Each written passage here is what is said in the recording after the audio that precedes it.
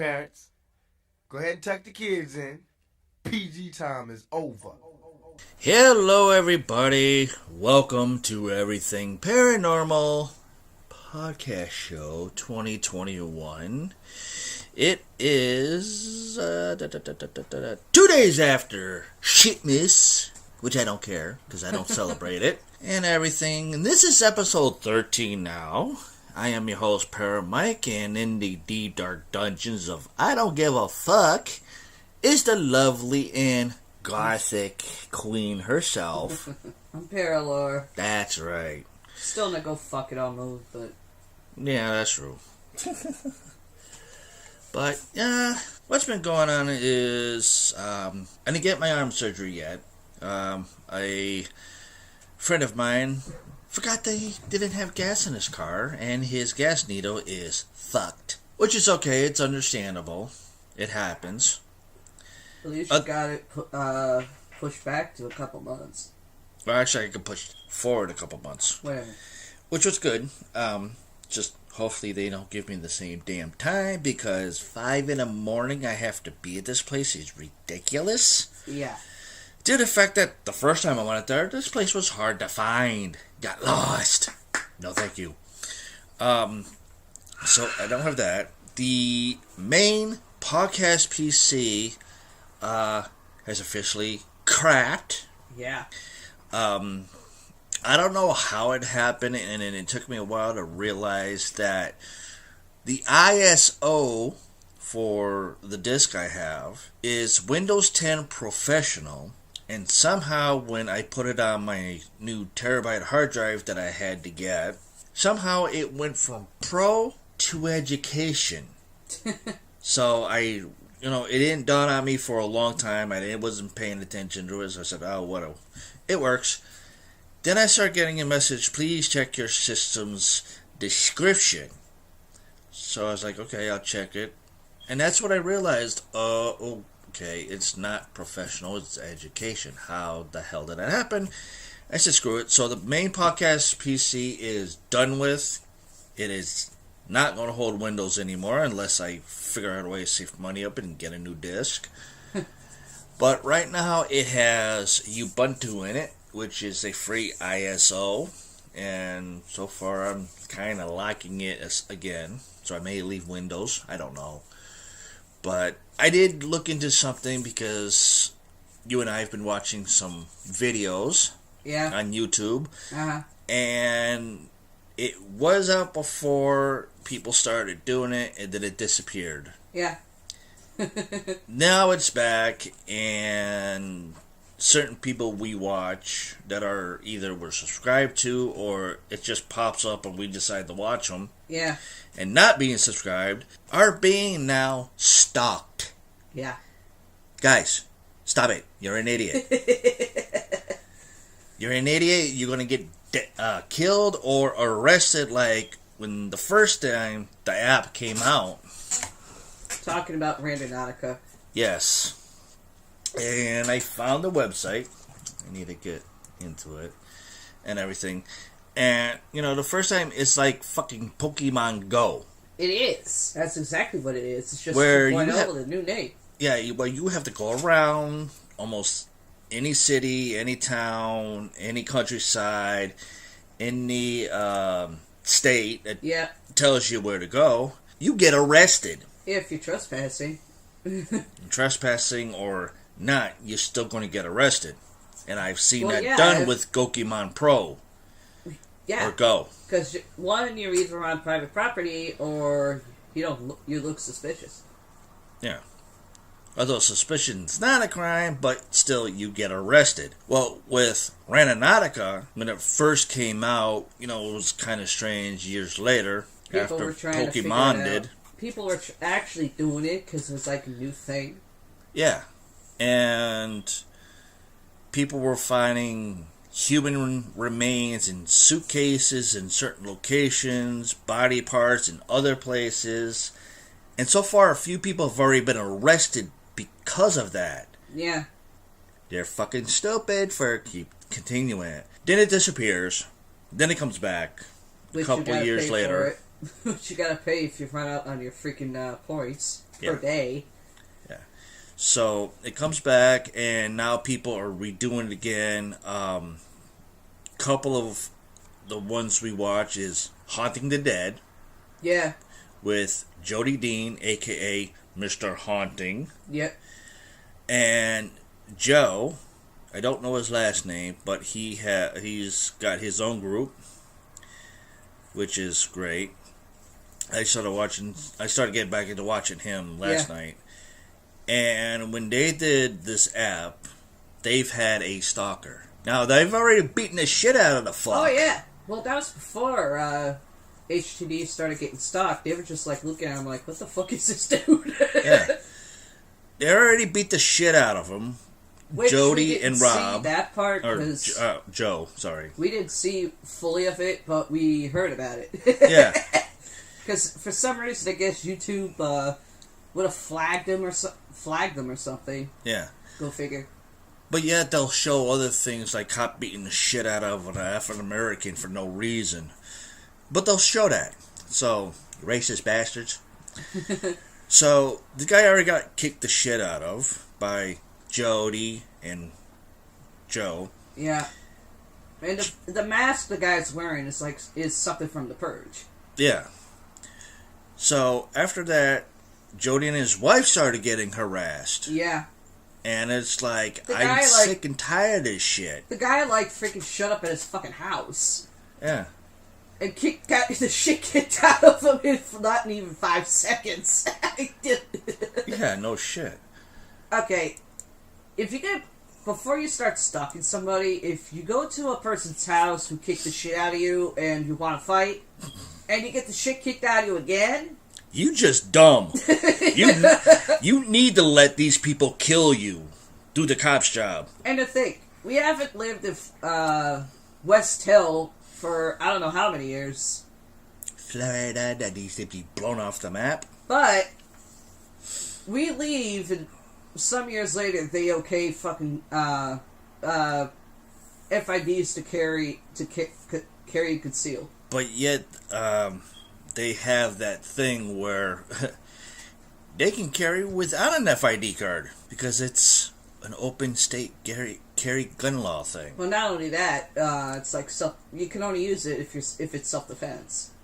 Yeah, but you don't need it for just like an everyday thing unless you're going hunting, camping, or fishing.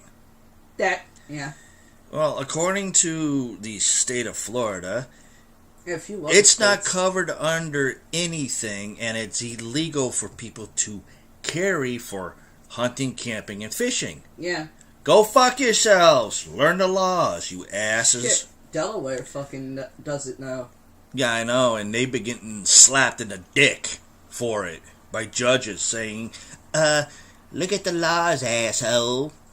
You may wear a badge, but I'll rip it off and cram it up your ass. So now... Other people that we watch have been getting followed, like CJ Faison. But he just started getting... Well, he didn't necessarily get followed, but he started seeing how, something's, really weird. Sketch, as he says.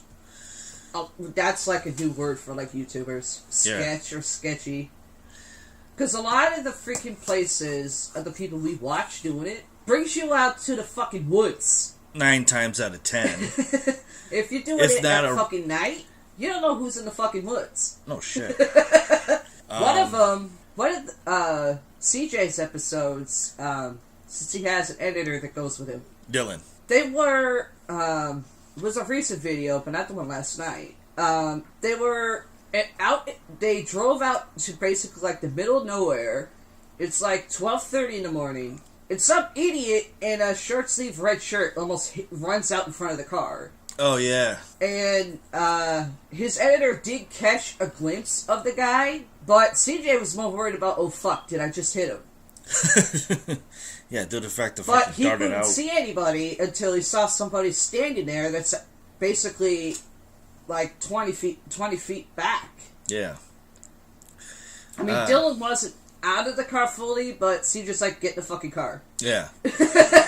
Funny, but still. But Jody's wife when they first did it, found like 20 grand or something in a fucking duffel bag. Yeah, that was when it first came out. Yeah. Not with the way it looks now with a fucking owl on it, which I have the website right here. But then Mosarji, Yeah. in his video in Canada, some jackass ran into his truck. Yeah. Ass into the truck, and it was honking horn, flashing lights, and just keeping up with Mo's truck. Yeah. Mo's truck had a bit of damage to the ass end. Yeah, like a couple scratches, but it looked like he hit him on the right side where he was driving. Yeah. Not the left. And the thing is, it was a place that Mo's investigated before that this app showed him. Yeah. So it's like, this is getting ridiculous. You guys are going to get yourselves fucking killed because of this fucking app and everything. And in Omar, he had a bunch of groups. He had Rob with him, some guy named The Fluffy. You look like an oversized walking watermelon. No, the guy they call The Fluffy is because the guy's a fan of Gabriel Iglesias. Yeah, but still, that's it kind of copywriting looks like the name. In a younger version, he looks just like him. Yeah, but that's copywriting the name of Fluffy. Well, if he called himself Fluffy, then yeah, he would get slammed. The Fluffy, it doesn't... Same thing. And he had Rob with him, he had Joe with him, a few other ladies. That's called a collab. And they're doing it, and there was one area where they found an owl. Yeah. With red eyes, which I've seen before. They've been out a lot longer than these idiots have. And they keep going in. Next thing you know, pop, pop, pop, pop. Everybody's running out except for Joe. Yeah, he's a cop. Joe's just like, dum, da-dum, da-dum, da-dum, da-dum, da-dum. I'm like, I'm watching it. I had to rewind it like a few times. I'm like, why is he not running when you hear pop, pop, pop? Dum, da-dum. Dum, dum. I'm like, Jesus Christ. And Jody's in the goddamn car already, ready to fucking... Goodbye. Joe figured Joe just like... I was like, holy crap. Pair of jeans, long. Yep. A long sleeve button-down shirt, just casually flapped out. Here's gunshot, and he just walks out of the little path of a forest, just... I'm like, how in the hell are you not that scared of getting shot at when everybody else is running except for the last woman? Well, somehow she fell in the woods off camera and she had to get helped. Yeah, and Jody helped her out. I'm like, this app's going to kill you. And now I have it here. It's rananautica.com and everything, and it's for Google Play Store. Yeah. And for iPhones. Uh-huh. And it's weird. It says Ranautica is the world's first quantumly generated choose-your-own-adventure reality game. Explore the world you never knew existed. Right. A reality game. Death! Yeah. You fucking idiots. You are going to get killed. And it's got like 3 different things here. It says, about Ranautica. Quantumly random, number 1. Yeah. The Ranautica app puts the user in the director's chair of an adventure story yet to be written. By using the app, the user can break from their mundane day -2 day and take a journey of randomness into the world around them. Now, mundane day, I can understand, but why would you put a dash and then for 2 day goes 2 day? Doesn't make any sense on that. No. Then we have number 2, mind matters. In other words, doesn't make sense. nah, it actually means quantum physics. Use your fucking mind. You say out loud what the fuck your intent is. Yeah. Your mind is your guide as you observe and view the world differently. Traveling into the unknown is a journey like no other. Yeah. Well, if you want to view the world differently, just sit back on your porch and look. Listen. Try to figure out, is this the world and planet I grew up in where people are really, really nice and there ain't shit going on and everybody's getting along? Businesses are open, there's no diseases, we're continuing to work every day. Okay, no. Somehow, somewhere, there's a fucking bubble that nobody can find anymore, and the world's different. A bunch of fucking morons. Then goes number 3. A whole new world. Think of Aladdin, people. Jasmine singing it. Or go to Disney and listen to that and go... You can do it that once you're on the goddamn It's a Small World After All ride. Yeah, no shit. Which I wanted to do more than once. It says, break out of your reality tunnel. I didn't know people had reality tunnels. Recalibrate your mind and have fun on an adventure into the world you never knew existed. Welcome, future Randonaut. That right there is start finding a spot, dig a big ass hole about 6 feet down or 12 feet down, depends on who you're with. Write a will, stick it on a piece of wood that you can make into a cross above it, and fucking die. That's all that is. Then we got a bottom says meet the team, learn more. Well, those two don't work. You have to go back up. Info and team. Fortunately, I would be able to play the video on it so you guys can listen to it, but fortunately, I don't have the laptop set up to that, so it's kind of hard. But it's made up of, well, they have 2 people up here now when it used to be 3. Yeah. But the video shows 3 people. COO, which is a female. Her name is Oddburn. I can't pronounce the last name. And you have CEO Joshua.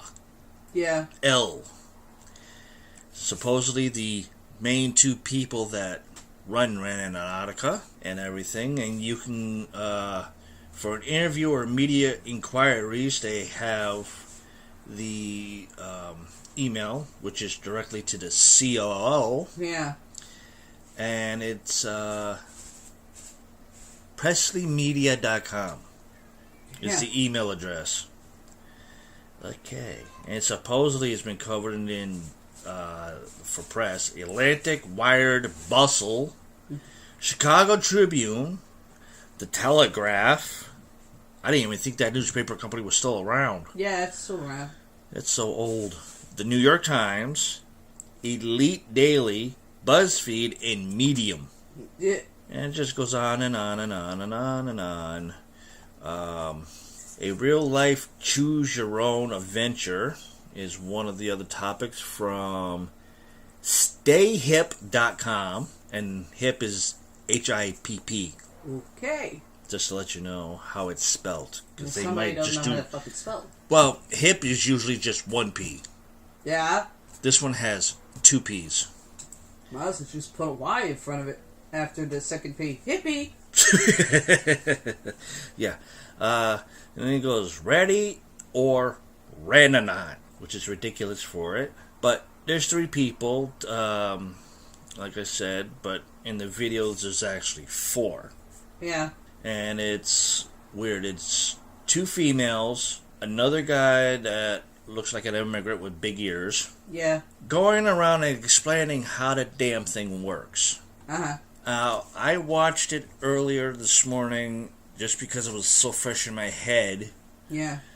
And it's like, these people are fucking stupid. These people are going to get other people in this field of paranormal either fucking arrested or fucking killed. Yeah. Outside of that, quantum physics doesn't exist. That's the wind, dear. The hell was that? That was like the weirdest shit just happened. holy crap. After I said quantum physics doesn't even exist, and all you hear is... Seriously? Well, no, Zach Bagans, he's done some experience with quantum physics. Yeah, but I'm talking, there's quantum physics in science. Well, yeah. Not paranormal. But this quantum physics is a lot different. True. See, Zach's version of quantum physics, you're not getting stalked, you're not getting shot at, you're not getting arrested by the Nazis. And then on this side, people are finding dead body parts. Money. Being stalked, followed, shot at, arrested. That's different. Yeah. So it's like, I don't know. To me, if I was doing what every paranormal does out there for a living, I'd stick to that. If I'm going to die, it's going to be because I'm doing a paranormal investigation, not through a fucking stupid app that's going to fucking kill me or get me arrested. Well, here's with some people out there like conspiracy theories. How's this for a conspiracy theory? When 2020 became a shit sandwich, the entire fucking year, the app shows up. Yeah. Yeah, it was... See, the app everybody came out, and their fucking mothers fucking not really going out, except for, the ones that are weird. Yeah. I mean, the app came out, 2018? No. 2019? Something like that? No, it came out in 2020. No, this is the new version. Oh, the new version... I'm talking about the first version. I think it was 2018 or 2019? Was like late 2019, but then it really kicked off when the bullshit hit. No, because it disappeared. No one really said anything about it. No, because it disappeared. Because nobody was renoticing after the first version disappeared. Because they probably were under investigation. And then the second one finally popped up with an owl figure. So, yeah. That's that. Well, that's my fucking theory. Yeah.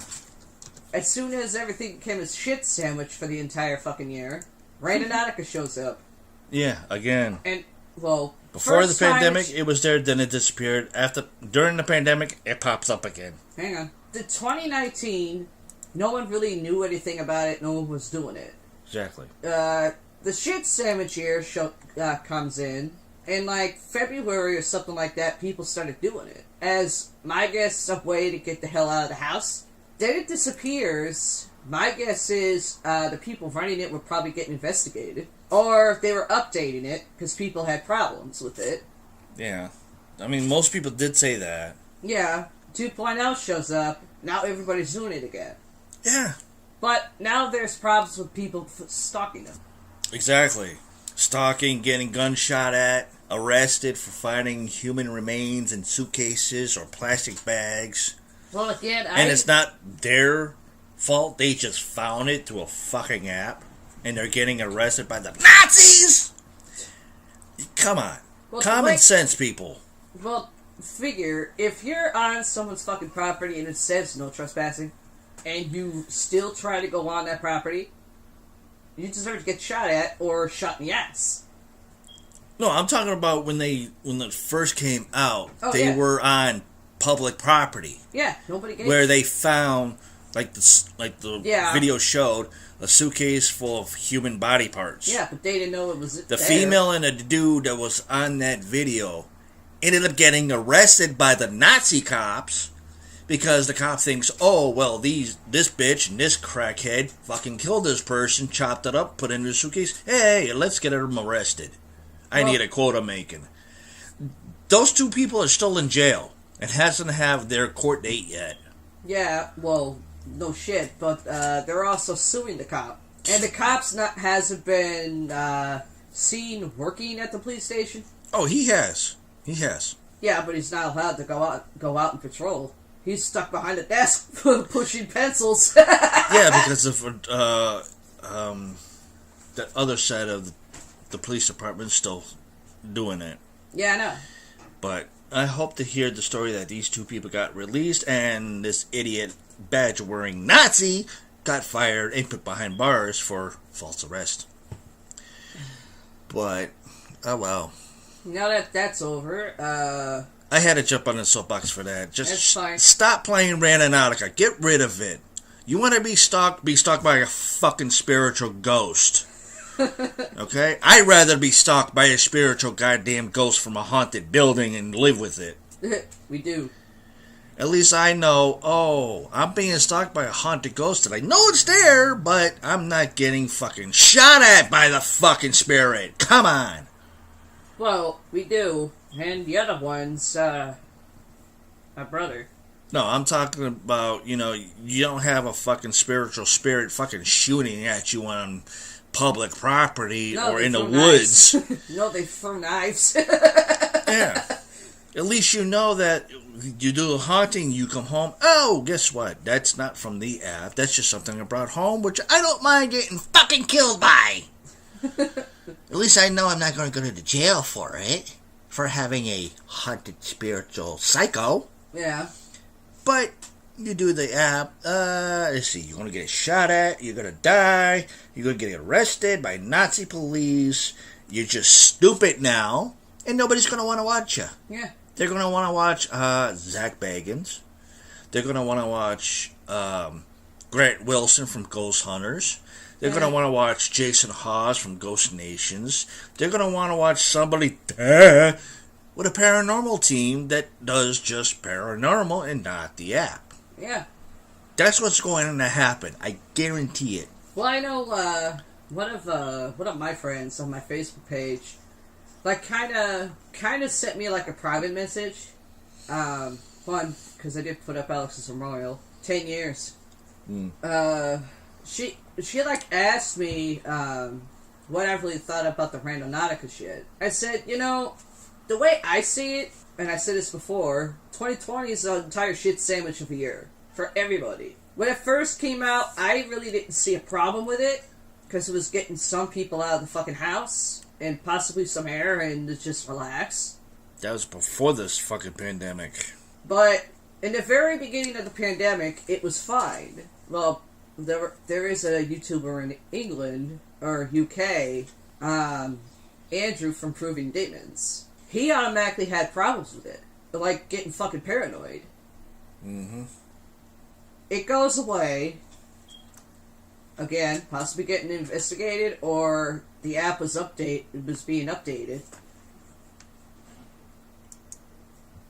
Then it comes back on.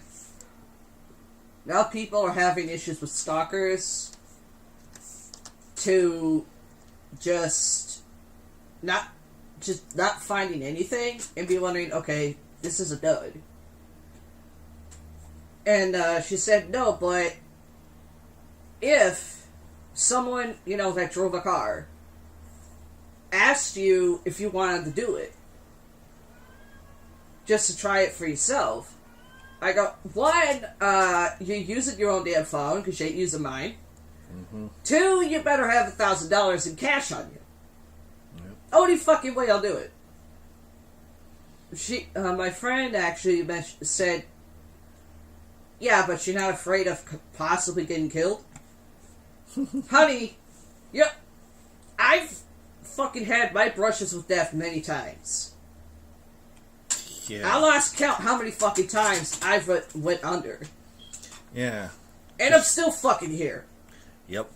And speaking of that, inputmag.com is talking about it, and it says, Randonautica, of course they put an L instead of an I for ING. Shocking. Might get you killed, but it's better than doom scrolling. In other words, doom preppers. Doom scrolling means, just sitting at your computer all day and just scrolling down, and then it gets stuck, and then it shows doom scrolling. You can't scroll no more. And it's just ridiculous. Yeah. But anyway, I have a shitload of emails that I need to go over for dark news. Don't you have some too, or no? Yeah, I got some. I got a couple of Florida stuff. forgot what one was. It's from Bloomhouse. So I don't. I got a bunch of stuff in here. Even something from NASA. Okay. Well, he probably doesn't have as much as I have. No, these are just the ones I haven't read yet. Yeah, I got like 2 fucking pages of emails I haven't done yet. Like I said, I haven't gotten more than you do. Yeah. Oh, for most of you people that watch wrestling, like AEW, yeah, Brody Lee passed away, which kind of sucks at a young age. He passed away at the age of 41. I'm 43, which is kind of surprising that he's that young. He looks older than me by 4 years. But yeah, he passed away, so our thoughts and prayers to his family, friends, AEW, and everything. But it wasn't due to COVID-19, thank God. It was just natural human lifestyle nature for his passing. So just wanted to throw that out there. If anything, with the lung condition not being part of the CV, which I'm calling it, my guess is complications with pneumonia. I don't know. There wasn't a whole bunch of stories on that. So I'm going to try to keep my eyes close to it and see what I can find out. Yeah. Anyway, I'm going to start the dark news off here. Of course, everybody by now has already seen every freaking season of the freaking Mandalorian Star Wars thing. Came across something, I was to say a few months back, or a month back, but by a few days. Something like that. Lucasfilm executive defends the Mandalorian's controversial Baby Yoda moment. Which I actually got from Entertainment Weekly. Shocking. Let's see. Executive, might as well say creative art manager. I'm gonna end up butchering his freaking name. Phil Zostek. I'm not even gonna spell it. That's how I'm gonna fucking say it. Tweeted a defense of the controversial Baby Yoda moment in Season 2 of The Mandalorian. Okay. Person that written this story was Jim Hibbard. In case you missed the uproar, The Mandalorian stirred up a same thing, Baby Yoda-sized controversy of the episode The Passenger. It sounds like almost sounds like a Fosse song. Almost does, but not really. The episode featured Mondo, played by Pedro Pascal,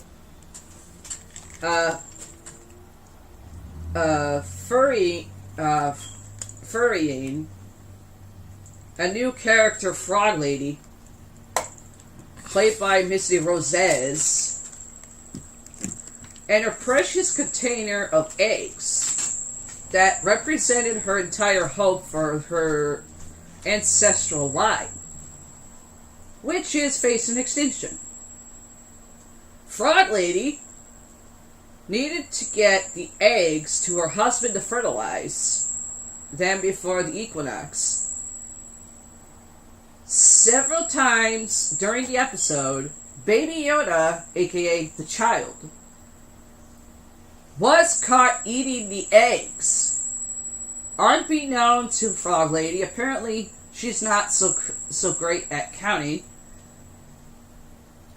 It was a darkly comic running gag, but also had some fans slamming the show for, in their view, turning Baby Yoda into a villain and playing off something that Frog Lady would doubtless find upsetting and horrifying as a joke.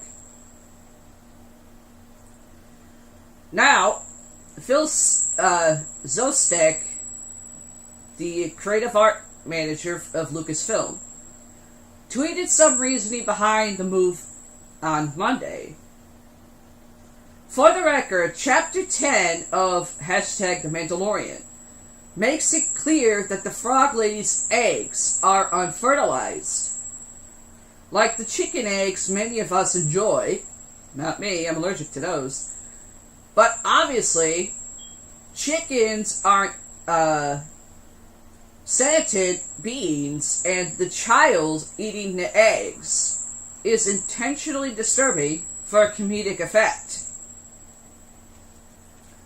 Some fans upset about the scenes didn't find that explanation satisfying, at least not nearly as satisfying as Baby Yoda found Frog Lady's eggs. A couple of examples, and this is one Twitter user.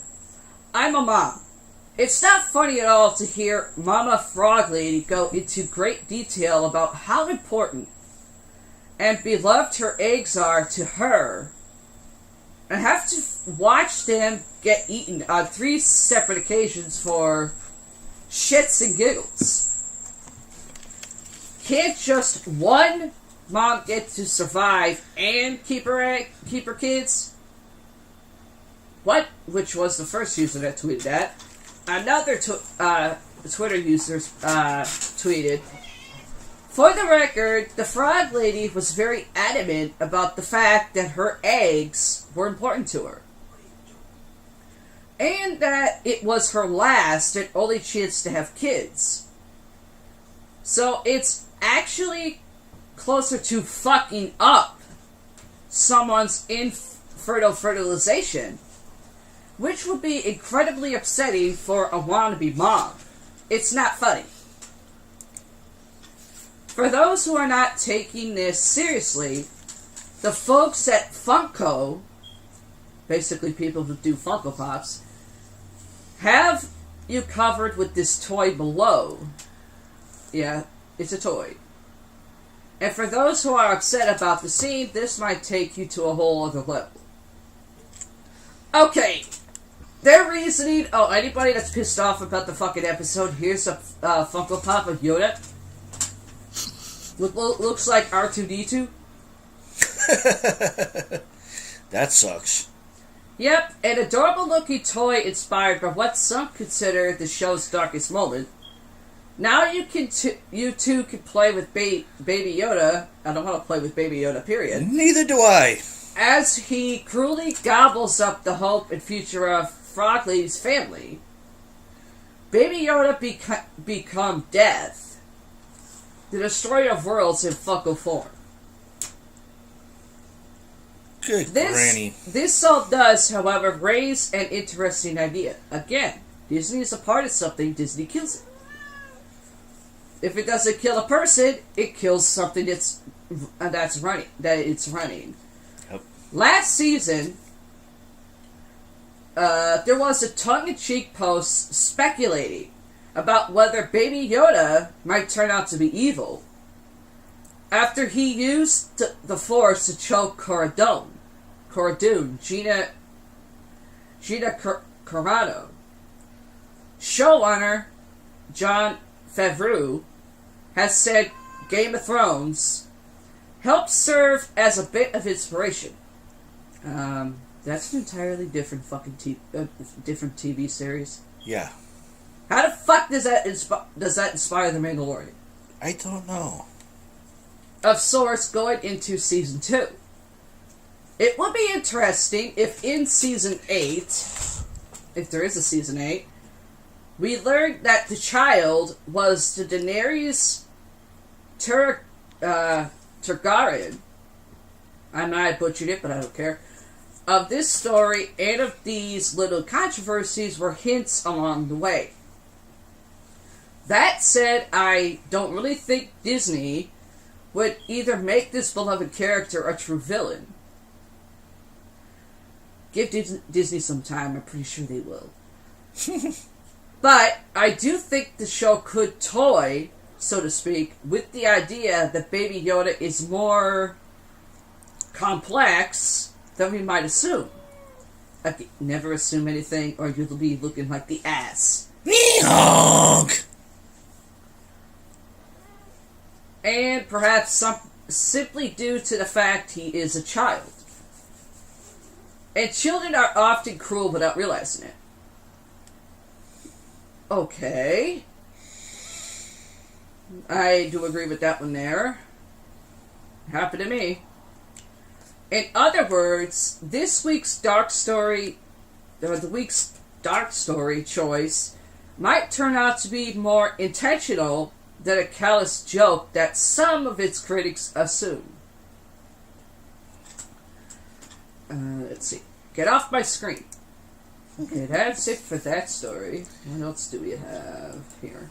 Let me get rid of that one. Well, I got a shipment story. Hold on. Let's see.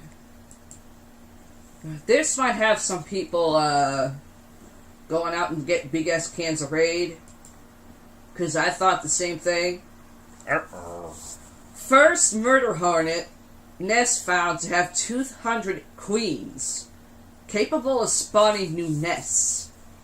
That's one too many bitch queens in one area. Holy Washington crap. State. Scientists found about 500 live specimens in various stages of development inside the basketball-sized nest. I've seen bigger. And there's actually, I'm looking at a fucking picture of them. They look dead. When scientists in Washington State destroyed the first nest of so-called murder hornets found in the U.S., they discovered about 500 live ones in various stages of development, officials said Tuesday.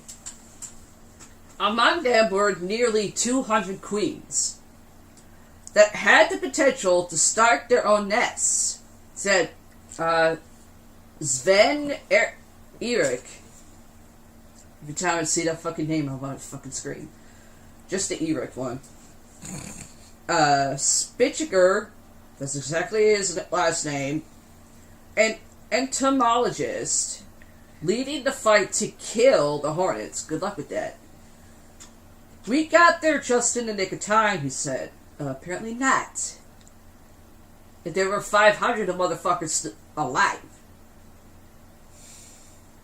Still, that didn't end. Huh? And 200 queen bitches? No.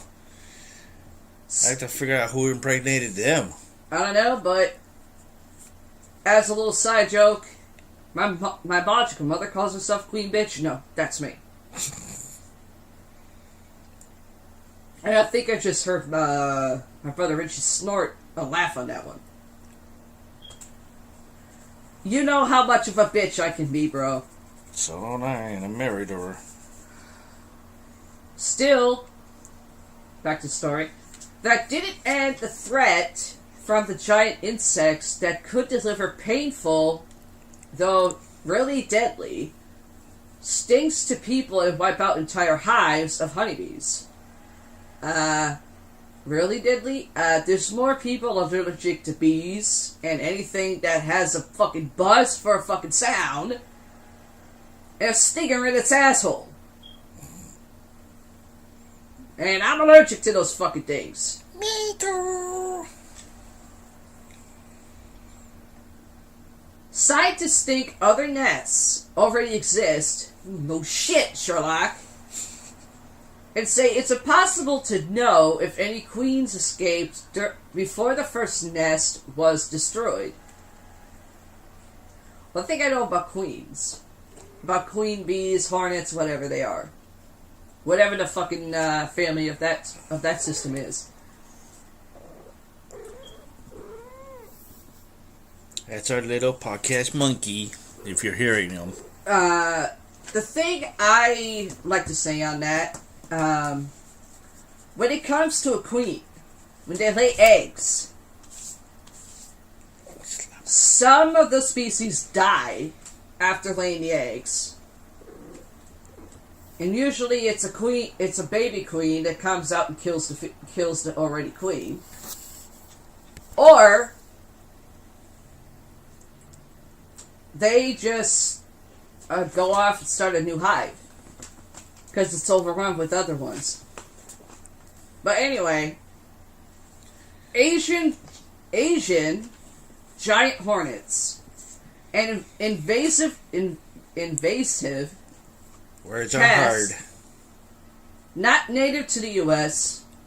No fucking shit. They're not fucking native. Are the world's largest hornet at 2 inches, 5 centimeters long, and a predator of other insects, including the honeybees that pollinate many of the crops in Washington's multi-billion-dollar agriculture industry. I wonder how many people that are actually protected in that area.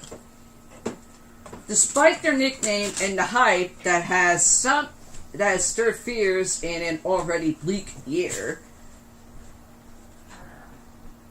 or I should say, which I'm ad-libbing, in an already shitty year, the hornets kill at most a few dozen people a year in Asian countries. And experts say it's probably far fewer.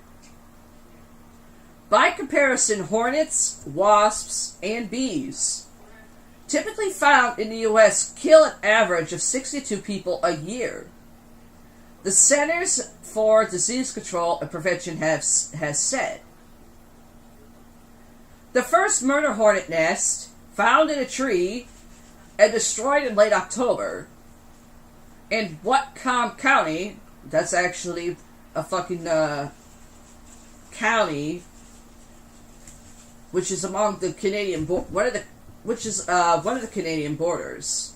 Whatcom County was about the size of a basketball. It was located after state scientists trapped several hornets and attached radio trackers to some of them using dental floss. What? Oh my god. Dental floss is for your teeth, not for a creature like that. It's a tracker. Why the fuck would you use a tracker? Just kill the motherfuckers.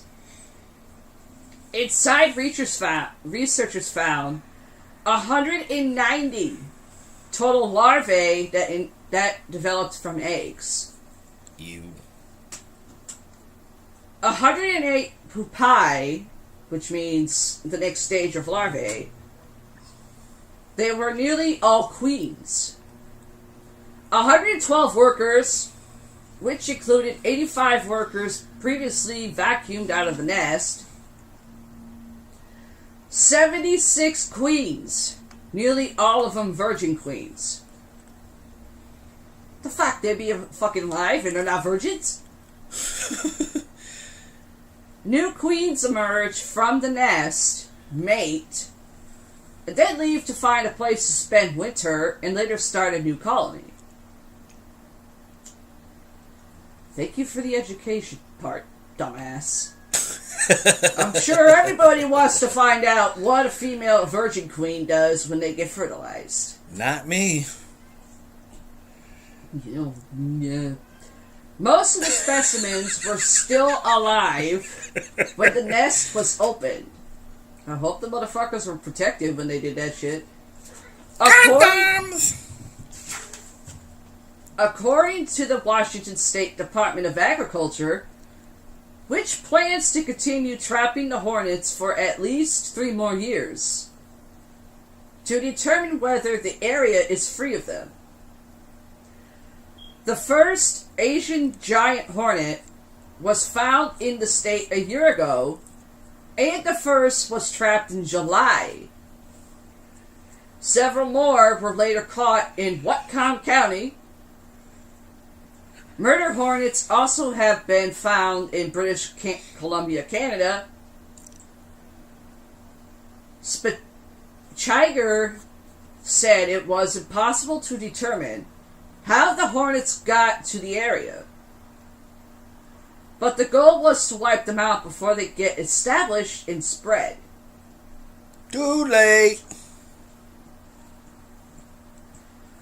Alrighty then.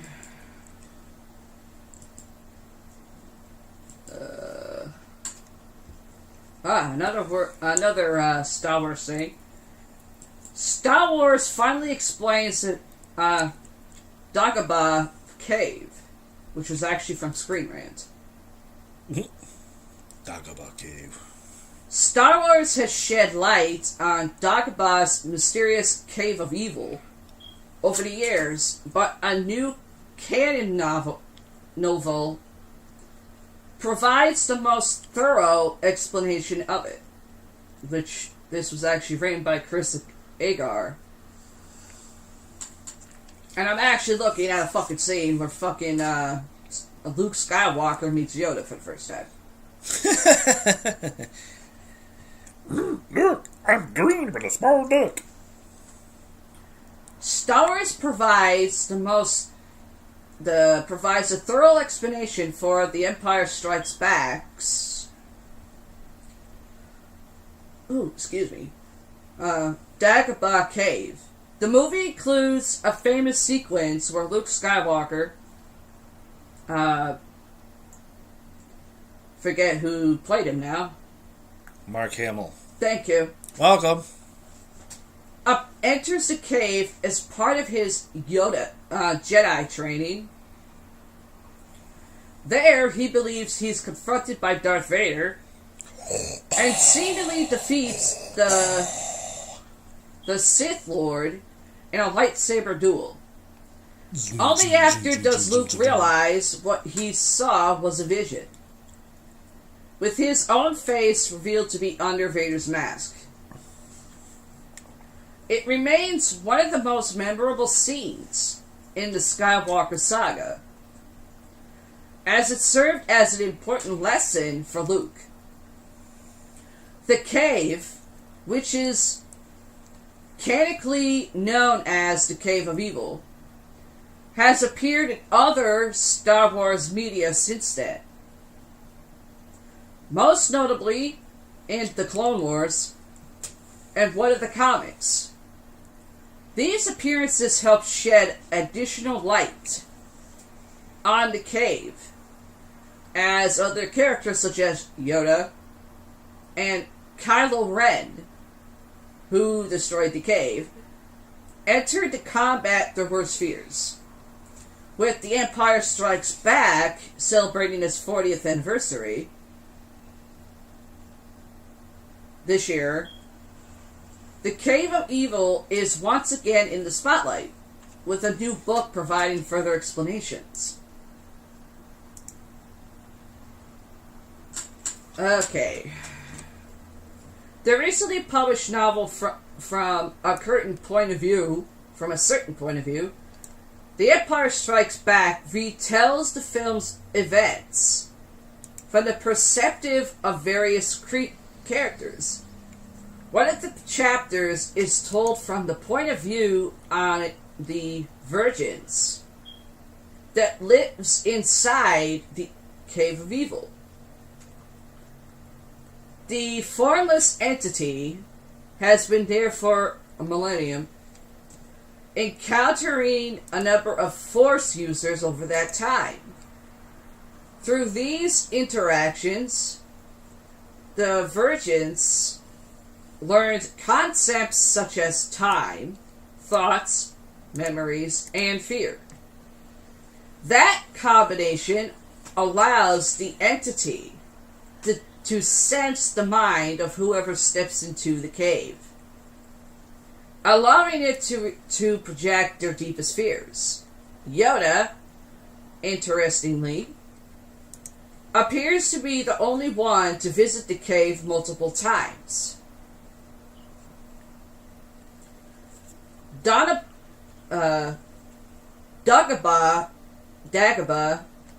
is one of the Star Wars planets richest in the Force. I'm not even going to say it. With the Cave of Evil being one of the primary reasons why. It's fascinating to know that it's been on the Swamp World for a very long time and has seen many Jedi pass through it. Star Wars is about to flesh out a new era of galactic history. What the fuck is this? Fucking Star Trek? With the High Republic Publishing Initiative. So it's possible the Cave of Evil could make an appearance or two in those books, meeting some of the new Jedi characters that will be featured. While the franchise does need to branch out with fresh ideas, how about bother? It's over fucking used. I know, I might have just heard a few people go, well, what about Chucky? He's classic! And he's not a fucking science fiction movie. Sorry, science fiction with me and horror do not mix. And I still don't like science fiction. Not that, it's just not my cup, it's not my cup of soda. Or I should say, it's not my fucking cup of a mixer either. It could make for good storytelling if the Jedi of generations past visited the Cave of Evil. As evidenced by its name, the Cave of Evil takes delight in terrifying its visitors with horrifying visions. The entity is particularly gleeful to conjure Darth Vader for Luke. But towards the end of chapter, it has an bleh. I'm gonna end up butchering this. Epipi,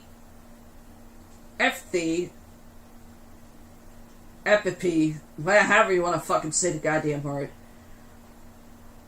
With regards to its dynamic with Yoda, it realizes the old Jedi Master relied on by darkness. Since Yoda always looked to confront his fear and learn from it. In a way, Yoda's time with the cave connects to his final teachings to Luke and The Last Jedi. The greatest teacher, failure is, and the Cave of Evil provides the lessons that must be learned. Be it Luke, The Empire Strikes Back, or other Jedi off-screen.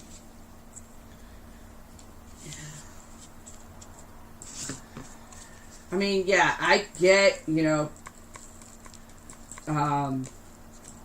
Star Wars stuff are a thing, all because of the Paracons and stuff like that. Let's see.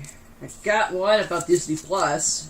We're hoping things will pick up by Q3. Hold on. Yeah. Like it. Sorry. Never settle with Power E-Train. It has easy-to-use tools What the and some of fuck? the lowest pricing. Shut up! Thank you. That was weird. Disney Plus was the future, now it's Disney's present. Wait, that don't make sense. Actually, I'm not even going to bother this. I'm sorry, but that did not just make sense. Disney Plus is Disney's present?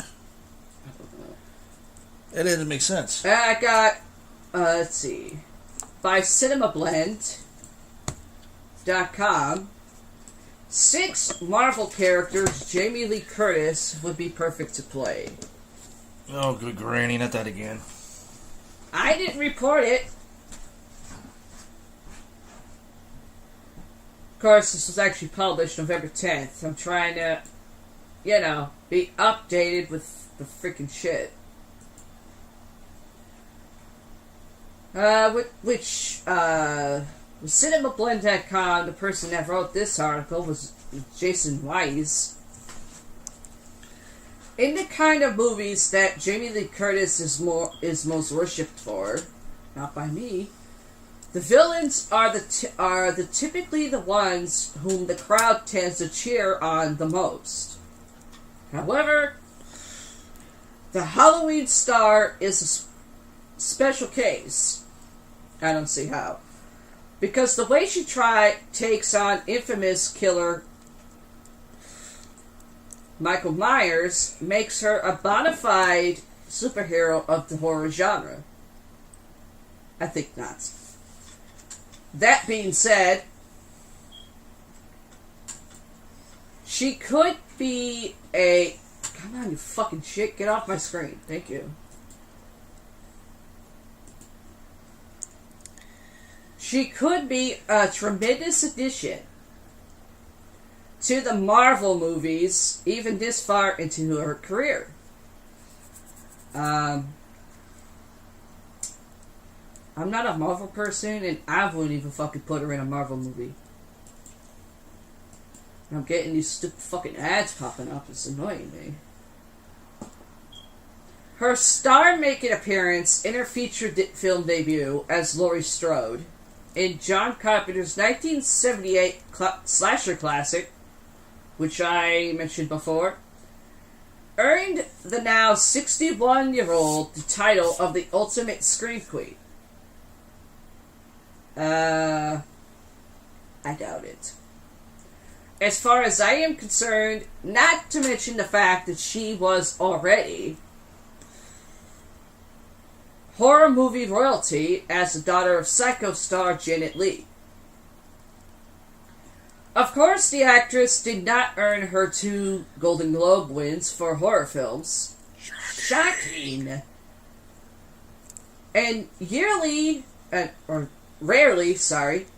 does one achieve such an honor from said genre anyway. That just... Well, Brad Dourif fucking beat her with that. But for the comedy series, Anything But Love, it makes me want to throw up. And James Cameron's comic action thriller True Lies, in which she played the unsuspecting wife of Special Agent Arnold Schwarzenegger. Go to the chopper! Which explains why she was doing a striptease scene. I saw that. Fucking pop-ups, go away! I saw that. I bleached my eyes out for a month. Jamie Lee Curtis also recently had the pleasure of sharing the spotlight of Rian Johnson's dazzling whodunit, Knives Out. Only saw previews, never seen it. Which Captain America himself, Chris Evans, who should have no problem getting his on-screen mother in a room with Kevin Feige, and see about adding her into the Marvel Cinematic Universe. Please don't, because that will turn off a lot of fucking Marvel fans. In fact, for the time that opportunity arises, I have 5 notable characters, plus 1 extra, who, in some adaptation, in mind for Jamie Lee Curtis to play. Let's start off with a role that is fit for a queen. A scream queen, that is. Again. She's not a fucking scream queen. Her mother, okay, that makes her a scream queen. If you're an Alfred Hitchcock, you're a fucking scream queen.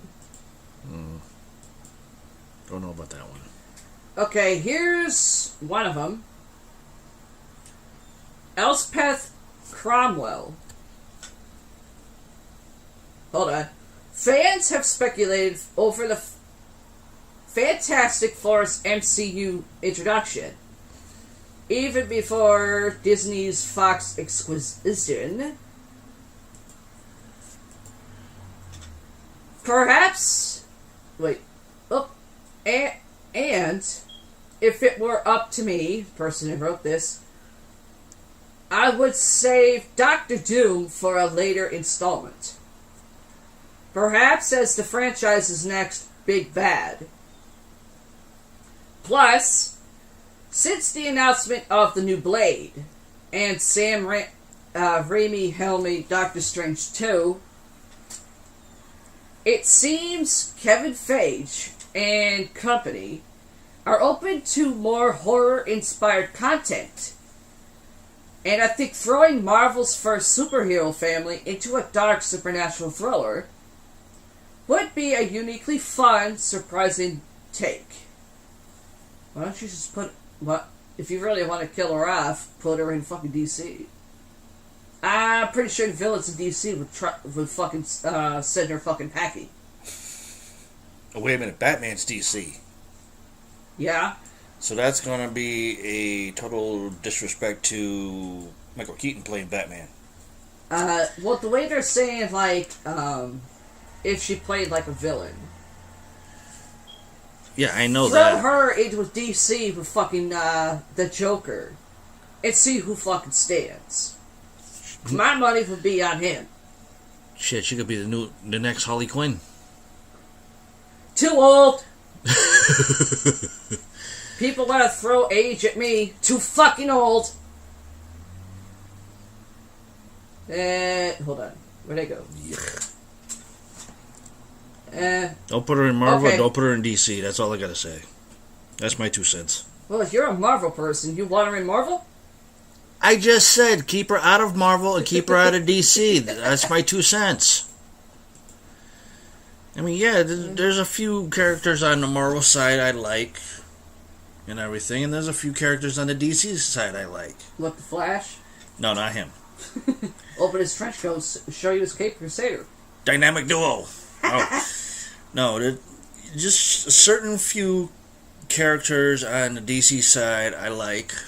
Yeah. And everything. There's also in video games, which I'm still trying to get my hands on. And then there's ones that are on the Marvel side that I really like, because I have a couple of games from them. But it just, no. Don't put anybody that's older than dirt into either one. Okay, what do you say about Mark Hamill being the voice of a character that was revised? Which one? The one I gave a fucking 0 to. Like I said, which one? The remake of 1. Oh. Yeah. The AI version. Yeah. What do you say about that?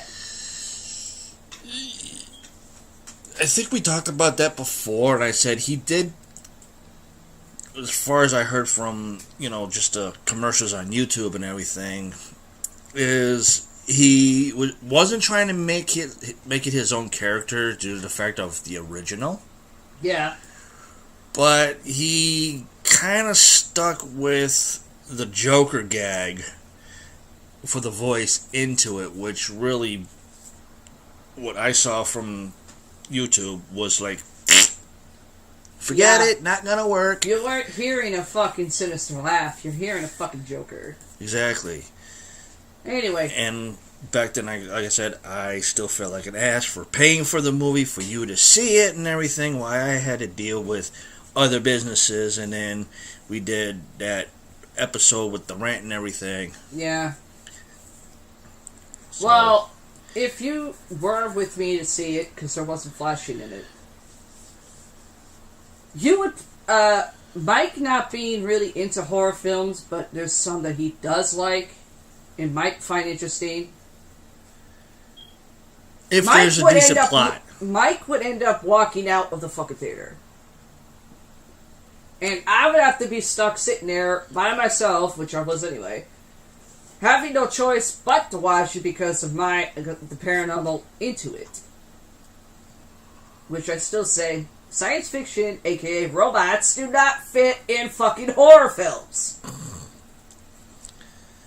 Well, you know how they came up with that, and this was on my mind for a bit. What? With the AI version of Chucky.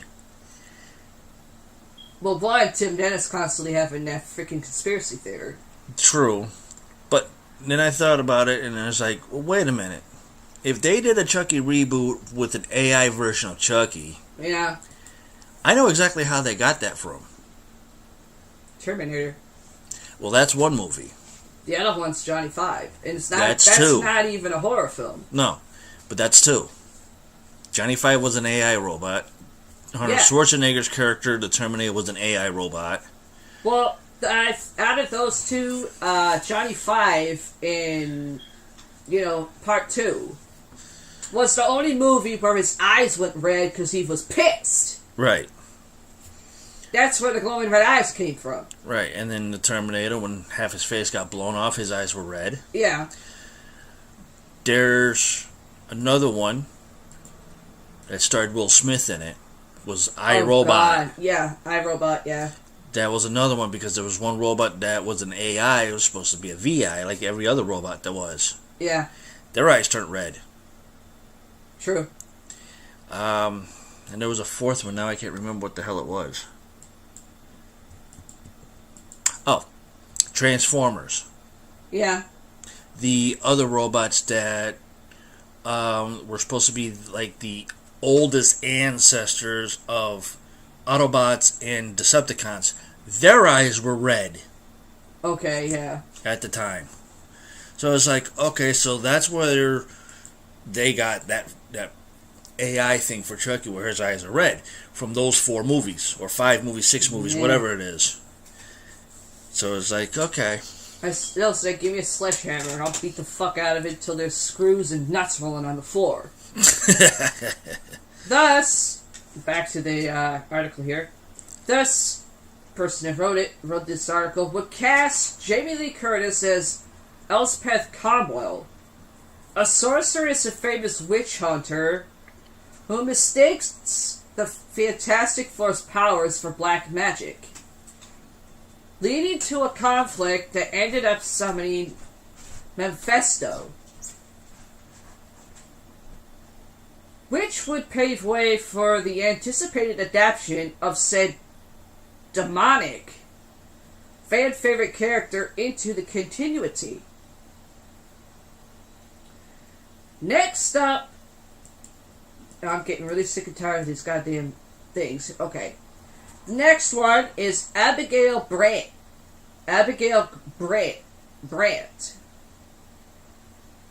Marvel fans have also been looking forward to the live-action debut of this woman, who is part alien, part mutant, all unapologetically badass for a while now. Anticipation has only increased since the post-credits tag from Spider-Man Far From Home and WandaVision's more recent teaser, both of which hints at the introduction of SWORD, a defense organization similar to S.H.I.E.L.D., which it is a subdivision of in the comics actually, that specializes in dealing with anything extraterrestrial, and is directed by the Abigail Brandt. The green-haired secret agent is typically depicted as relatively younger. Let me repeat that again. Relatively younger, having earned control of SWORD at 28. But I think it would be intriguing and even more believable to see her leading the pack in her later years, and portrayed by someone who could be bold and ready for action, just like Jamie Lee Curtis. Again, no. Okay, here's another one. Madame Web. Let me say that again, in case people are wondering what the fuck I just said. Madame Web. There has also been a lot of talk of giving this blind, paraplegic, clairvoyant her own movie. Not in the MCU, however, but in Sony's loosely connected universe of Marvel characters, which is pretty close to the real franchise title, actually. My only hope is that Tom Holland's Spider-Man gets to directly interact with Madame Web, which would only make sense considering she most often appears in the comics whenever the web slinger is in need of her guidance. I think audiences have come to see Jamie Lee Curtis as the very wise, I don't know about that, motherly figure whom Cassandra Webb is a supernatural embodiment of, especially after her role as Lindsay Lohan's psychiatrist mom in Freaky Friday. Which brings me to the next character suggestion. Ella Whitby. It is no secret that Wade Wilson has a lot of issues, which is part of why he was admitted to the Crossmore Institution and forced to see Dr. Ella Whitby, who actually ended up falling in love with him, helping him escape the facility, and stalked him until he broke the news that he had the hots for death. A major plotline not touched in the movies so far. That's a little too fucking Joker and Harley Quinn, if you ask me. However, I actually believe the next Deadpool movie could use a slight rewrite of the character, especially if cast by Jamie Lee Curtis, who's shown a brilliant talent for deadpan comic delivery. That would play perfectly against Ryan Reynolds' Merc with a mouth. I mean, the stalking element does not have to be out of the question, and if so, I actually think there may be an even better role for her in Deadpool 3. If they put her in Deadpool 3, that is one movie of that franchise I will not fucking watch. Okay, Haley Wilson is another one.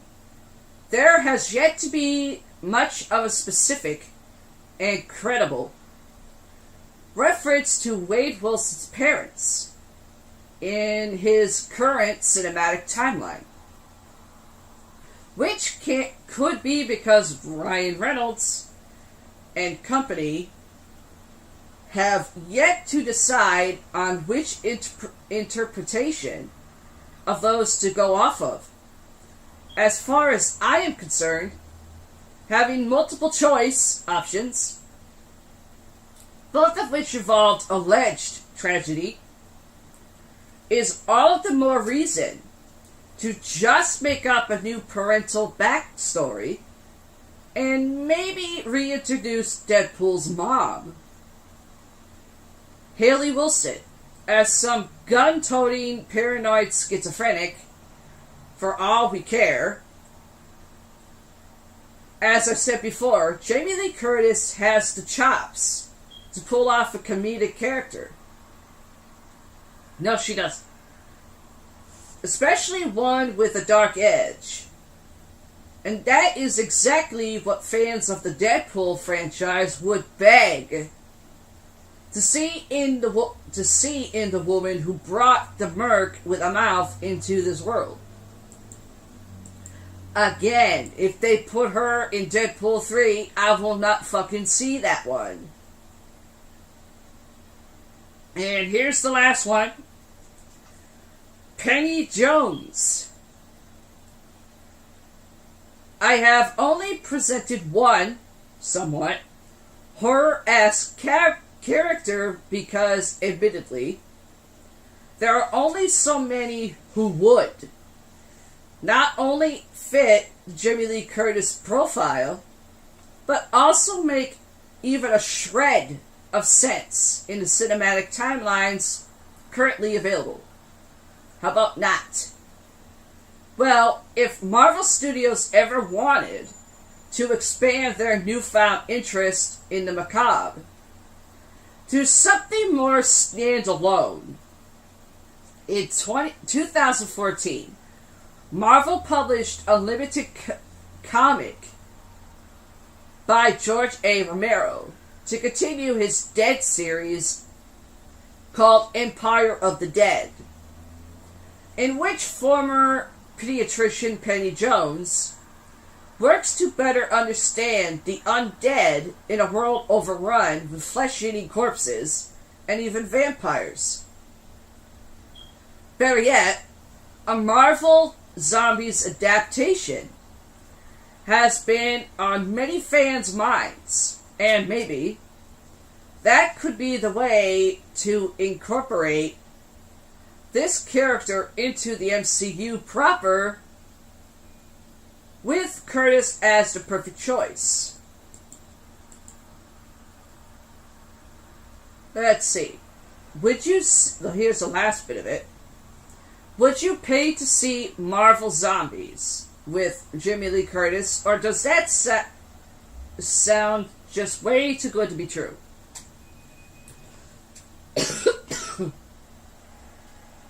I'm alright. I'm alright. A little dry throat. Ugh. Well, it probably is, but in the meantime, let us who else from the pages of Marvel Comic would you love to see her as?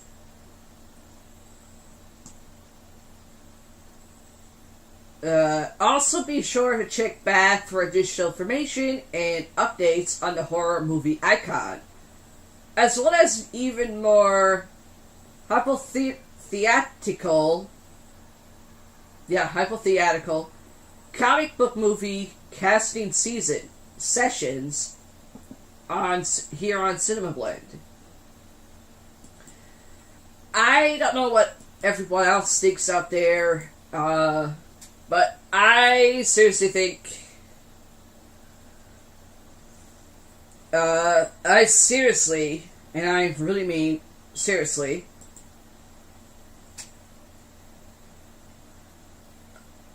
don't think she needs to be in anything anymore, or anything comic book related for an action movie, simply because, to be honest, yeah, Jamie Lee Curtis may be famous because of her role in Halloween, as well as a few other franchises of it, or movies of the franchise. But here's the main picture that some people may not notice. Yeah, she may be the heroine, but Michael Myers has more of a fucking following than there is of her. And that's an actual fact. Just because Jamie Lee Curtis was in other Halloween movies after the classic one doesn't quite make her the main star, even though it says it on script and in the credits. Mike Myers is the main focus. I don't care what people think about Rob Zombie's two versions, but at least Rob Zombie's versions made more fucking sense than any of the Halloween movies past. And that's actually, I'm quoting on that.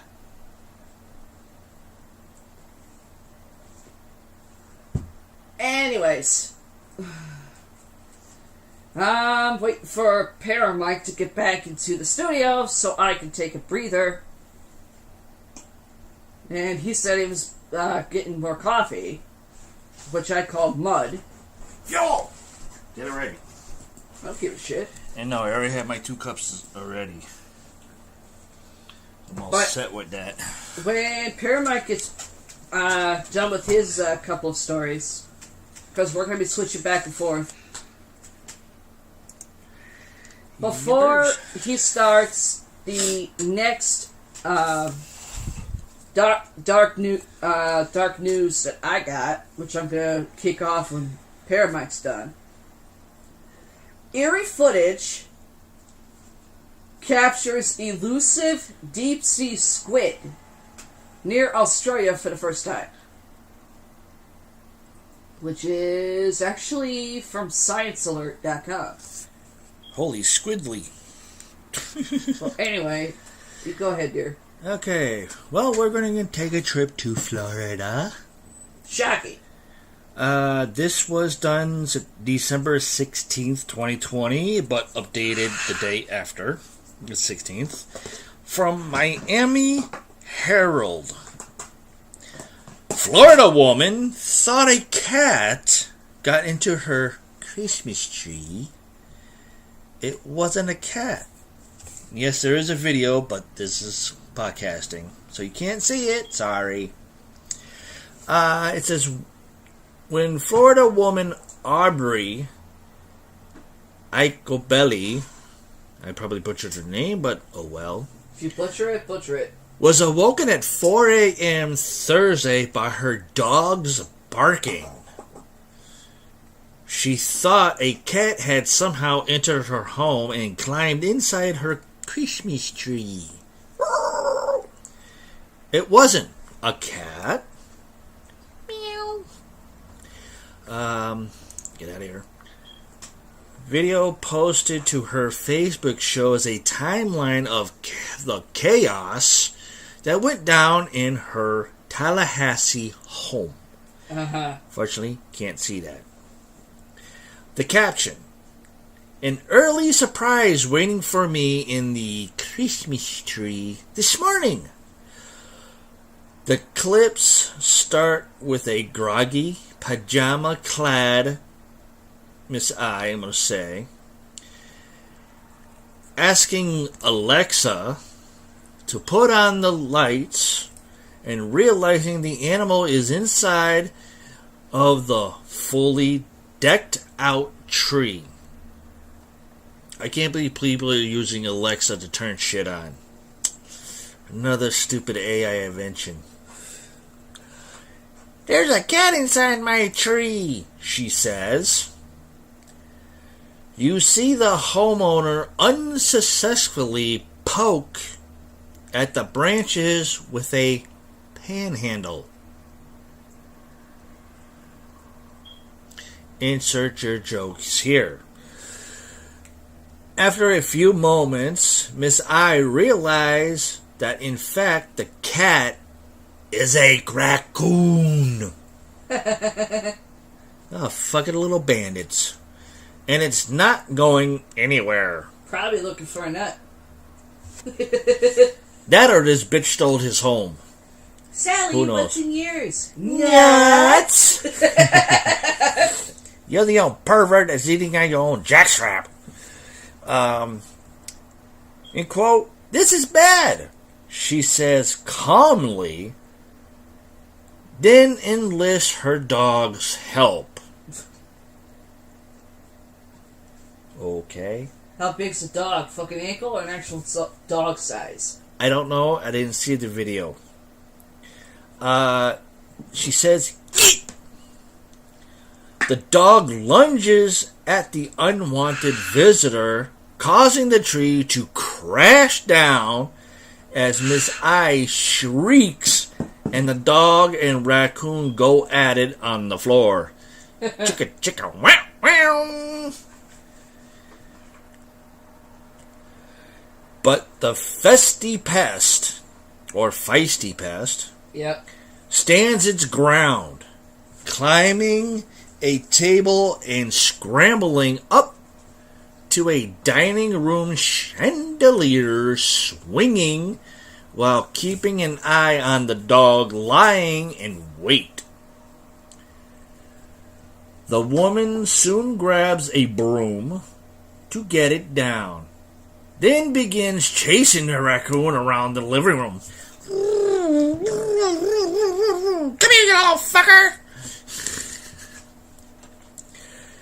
Time, right around the 5 a.m. mark, And that was my Thursday morning. She ends the clip, adding that her dog was uninjured. Well, no shit. The woman said that the raccoon eventually escaped through the doggy door it used initially to gain access. Oh shit. That's how a raccoon's gonna be in your goddamn tree. Yeah. Right through the fucking dog door. Yeah, and she ends it, I hope you got a laugh. If you got a fucking ankle biter chasing it, that's not funny, that's just sad. I don't know if the dog is an ankle biter or what, but I don't know. Well, I wasn't going to bother watching the video because it was lagging. Well, and the quality was bad. Just the first 5 seconds. Well, the way I see it, first, people have dogs. I mean, I like all animals. Just cats are my main favorite. Here's what is not a dog.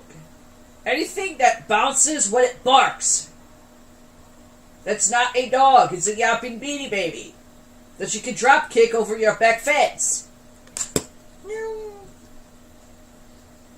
What is a dog is hip to waist height, which my old dogs were,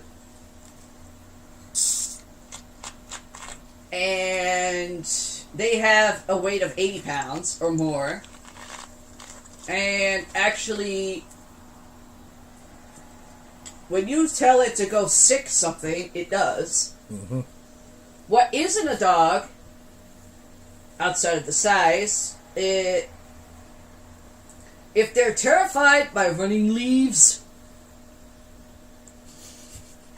or if they don't realize when they're being walked that the person walking them lets go of the leash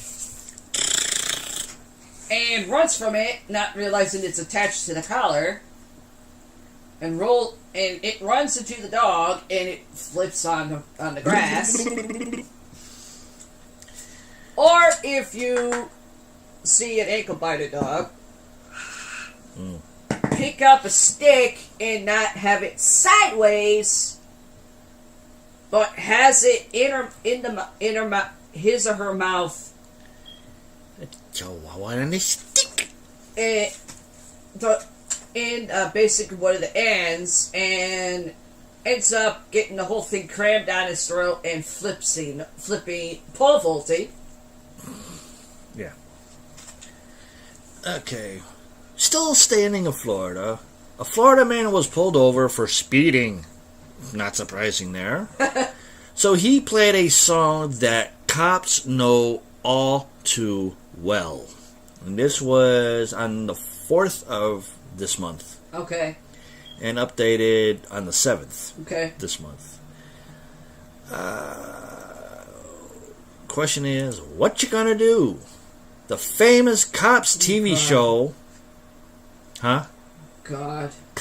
Well, that's how it starts. A famed Cops TV show finally ended its 31-year run this year.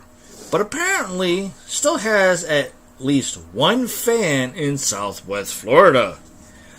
A man who was arrested during an illegal speed contest on US 41 North near Naples, or as I call it, Naples, on Wednesday night blasted the hit series theme song, Bad Boys, from his car, according to the Collier County Sheriff's Office. According to the report, deputies finishing up a call on the highway observed two vehicles, a red Ford Mustang and a silver Infiniti, slow roll past them, then sped away, or in this case, speed away. Both cars pulled over for deputies. One, Fast and Furious wannabe star, was clocked at 95 miles an hour. Shocking. In a 55 mile an hour zone. Yeesh. And of course, there's a Facebook thing from Collier County Sheriff's Office with the picture of these morons. An illegal speed contest on US 41 North late Wednesday night ended in the arrests of 3 people, including a driver who played the Bad Boys song for deputies. 19-year-old of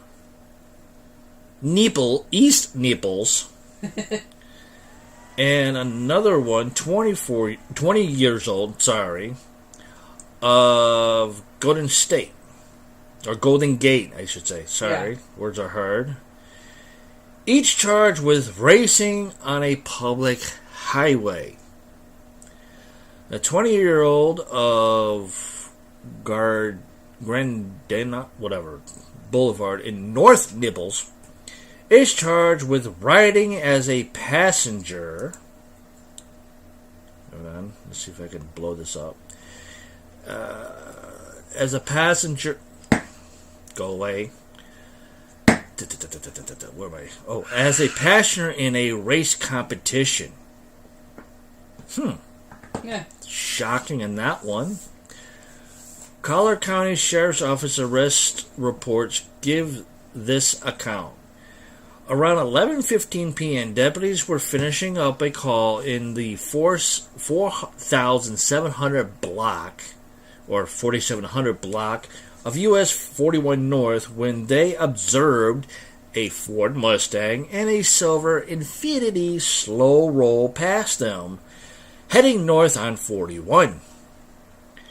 The Mustang front seat passenger, later identified as A.H., I'm not going to say the name, leaned out the window and yelled, 20 roll on 3. Which deputies recognize as street slang for start racing at 20 miles per hour. A.H. then counted aloud, 1, 2, 3. Deputies got into their patrol vehicles and began driving north on US 41 north behind the Mustang and Infiniti.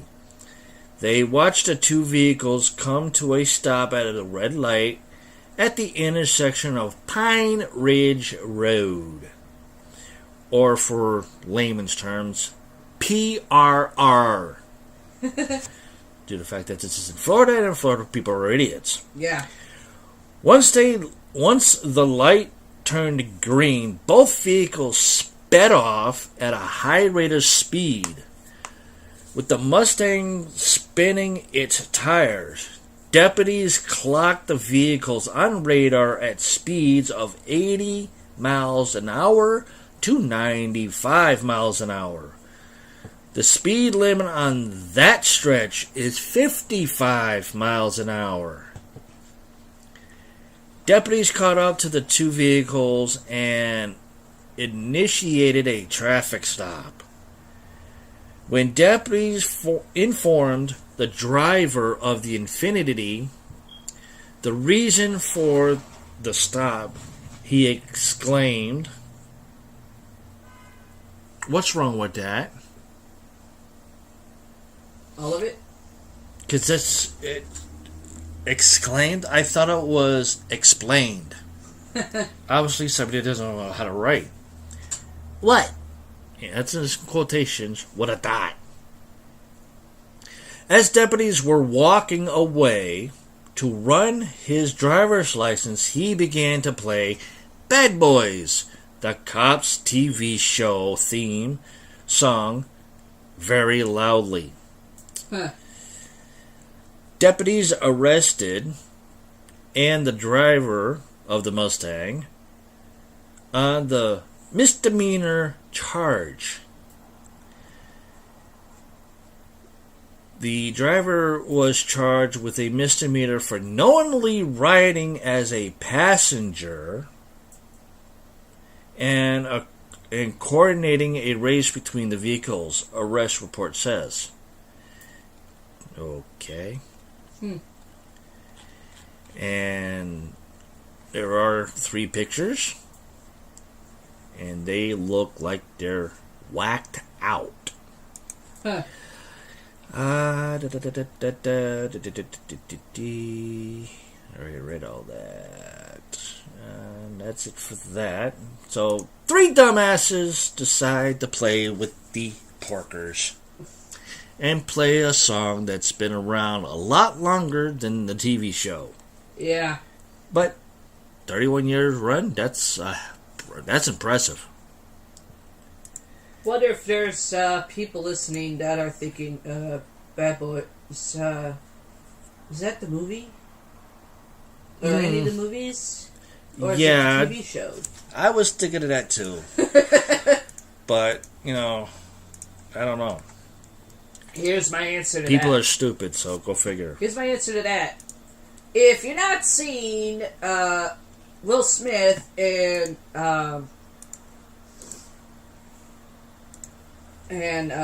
what's his other name? Martin Lawrence? Thank you. If you're not seeing Will Smith and Martin Lawrence singing the fucking theme song of Cops, you're not. It's not one of the fucking movies. It's from the fucking TV show. Yeah. And it's from a famous group. Although, the name of the movie, Bad Boys with Will Smith and Martin Lawrence, is kind of derivative of the song, but not derivative of the song, because the song's not in the movie. No, they just try to sing it. Yeah. They don't even know the damn words. And Will Smith is a fucking singer and he can't remember all the damn words? Really, dude?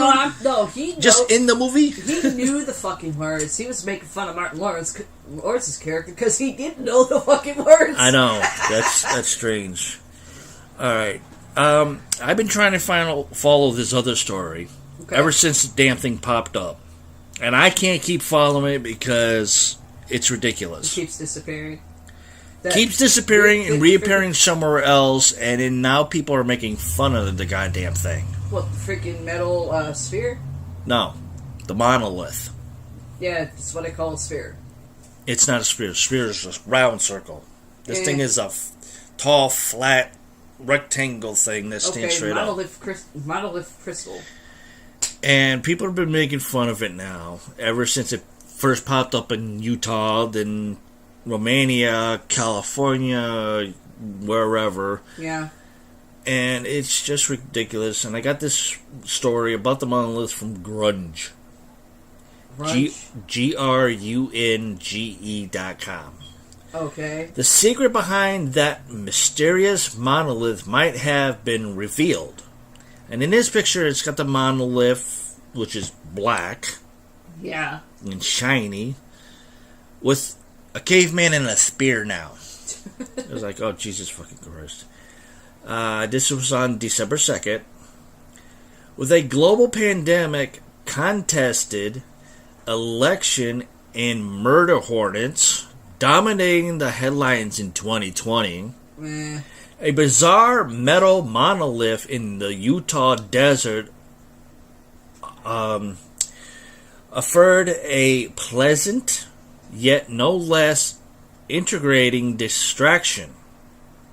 The object was sleek and metal, in stark contrast to the red rocks that surrounded it, and was clearly reminiscent, if I said that right, of the opening scene of Stanley's Kubrick's film 2001, A Space Odyssey, on YouTube, where apes discovered a similar looking monolith in the desert. How are they going to put this as a fucking movie now? I don't know. Due to the fact it wasn't a desert scene, it was another planet! This is Earth, people, you fucking morons. When it was first spotted on November 18th of this year, questions immediately arose online, including, what is it? and who put it there. Authorities didn't have an answer. Well, no shit. Authorities never have any answers to shit. Especially if it's like logical and you can explain it, they still don't have an answer. That's why I don't believe in authorities anymore. The San Juan County Sheriff Office shared a joke, most wanted poster with 9 alien faces and posted it to Facebook for a laugh. You people are fucking stupid. But it didn't seem like anyone had any idea who put it there. No shit. And no one reported any stolen property. Really? 10 days later, the monolith disappeared, and the questions that arose when it was first spotted have been supplanted by where did it go? And a general why? Now, while many of those questions remain shrouded in mystery, there have been eyewitnesses' accounts of those who took it down and an indication of their missions. I think these people were on drugs when they came through. 4 men were spotted removing the monolith. Okay. According to the New York Times, photographer Ross Bernards drove 6 hours to take pictures of the monolith late Friday night. He used Lume Cube lights attached to a drone to take some awesome science fiction style pics that have been posted to his Instagram page. But as he took a break before using his last drone battery, 4 men arrived and 2 of them approached the monolith.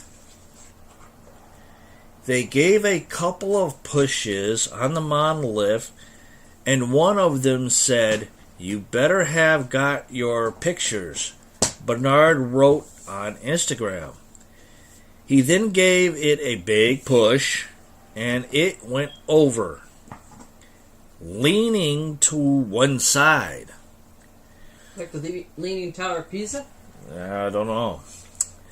One of them then looked over to Bernard's and said, "This is why you don't leave trash in the desert." It's the perfect place! Nobody lives in the fucking desert. Nobody's stupid enough to live in the desert. Well, now maybe times since changed. Well, people are stupid to live in a desert. Well, look at Nevada. Majority of the fucking towns are in the goddamn desert. And Yeah, I know. And you can't really call Vegas itself a fucking desert. Nope. But if you live in a desert and you want to get away from all the fucking morons, I can understand it because it's peaceful and it's quiet. Of course, the drive has to be hell. Yeah. My question to that is, where in the desert? Tonopah, Nevada, or Goldfield, Nevada? Well, we're still in Utah, where it first showed up. After that, the mysterious foursome, insert your joke here, came up and pushed it so one side before hauling it back the other way. It finally popped out and landed on the ground with a loud bang. And loud bangs in quotation. They proceeded to break the monolith apart, exposing its hollow innards. Yeah. Not innards, innards. So the thing had a dick inside? and plywood enforced structure and hauled it away via wheelbarrow.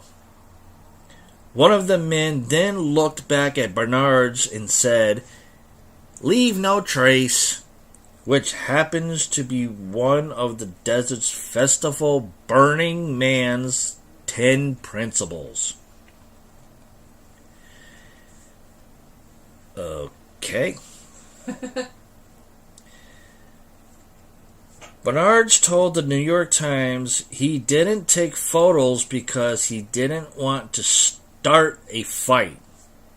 Pussy! His friend Michael James Newlands did, however, snapping a few pics of the phone pics on his phone that showed the men hauling away the monolith. The pictures are proof, but why didn't the two men stop them? Bernard's response to that question on Instagram by saying that he agreed with them.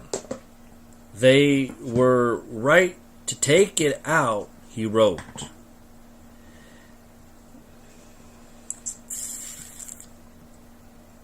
Now, this show is going to be put on YouTube, just for people that like it. But when you get to that part, when I just said, please, down in the comment, leave your comment there, and I'll read it on the next podcast show for this story here.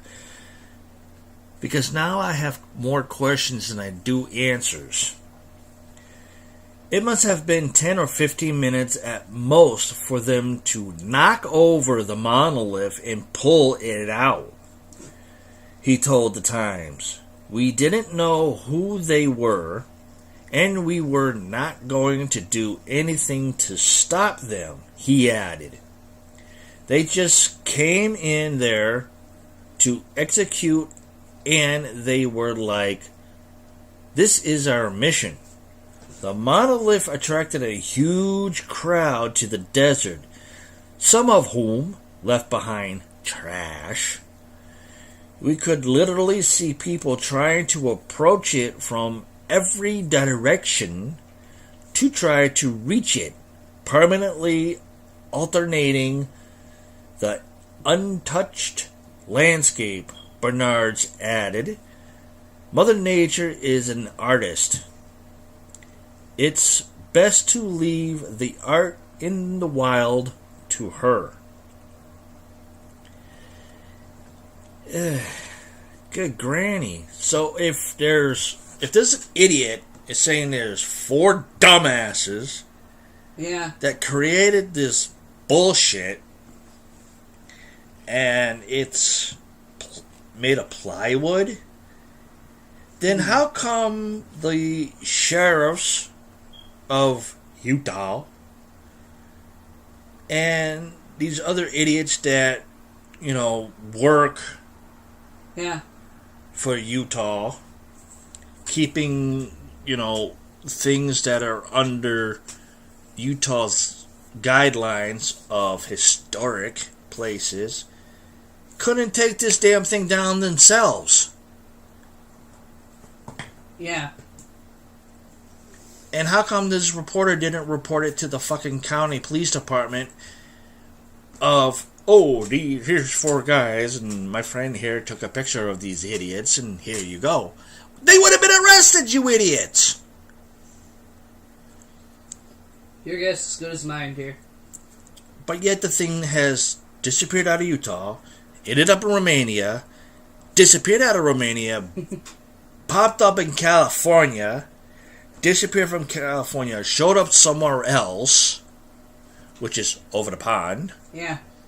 Comes back to America, goes back to over the pond. It's just like, what the fuck? I don't know.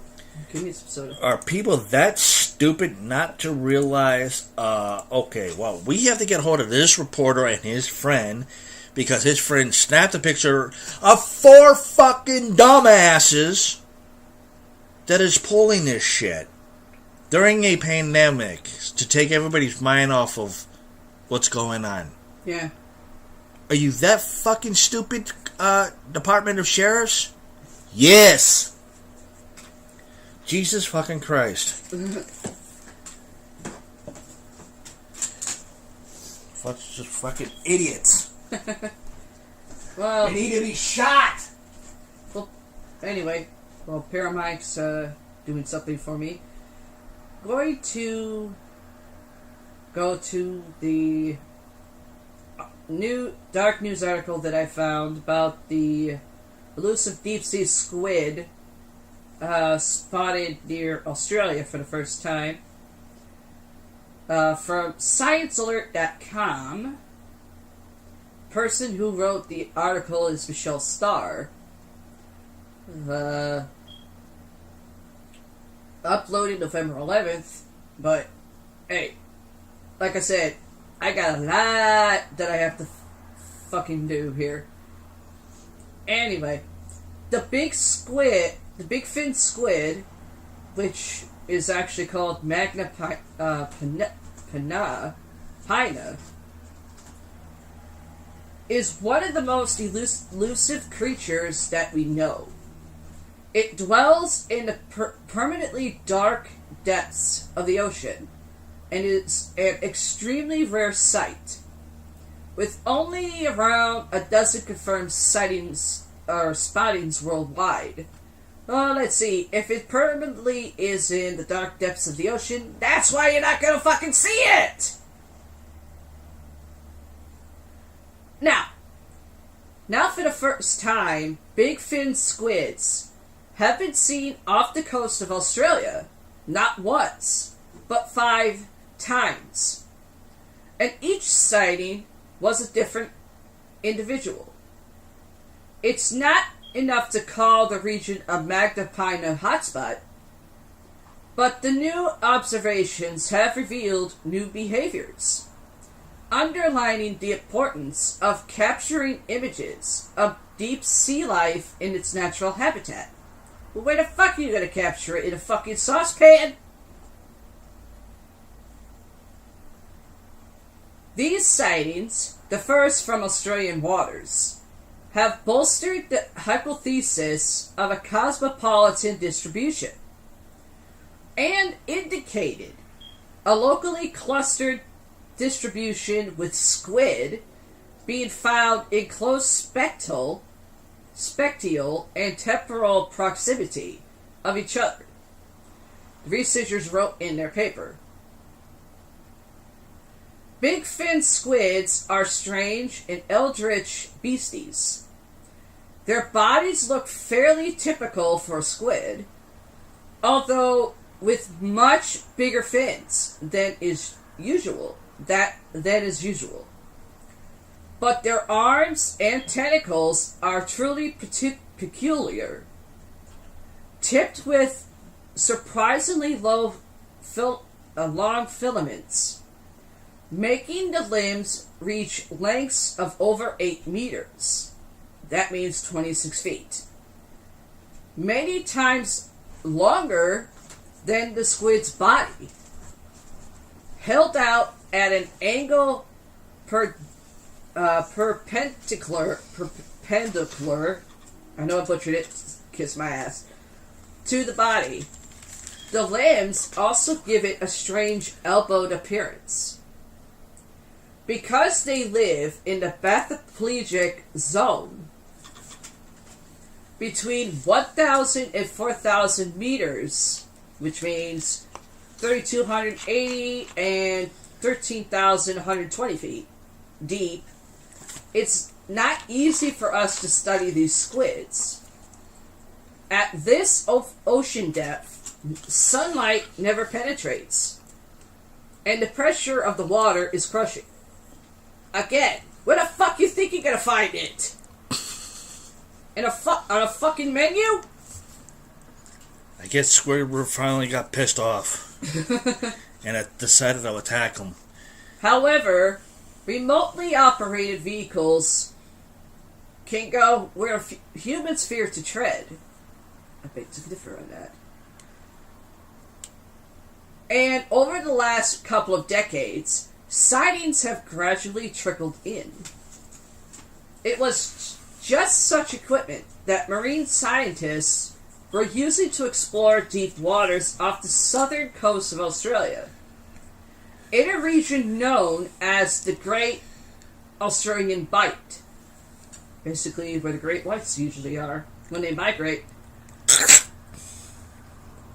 Where almost nothing was known about the deep sea fauna. That's what it says, fauna. Scientists deployed remotely operated vehicles and a towed camera off the Marine National Facility's research vessel Investigator. How original can you fucking get it? Mm-hmm.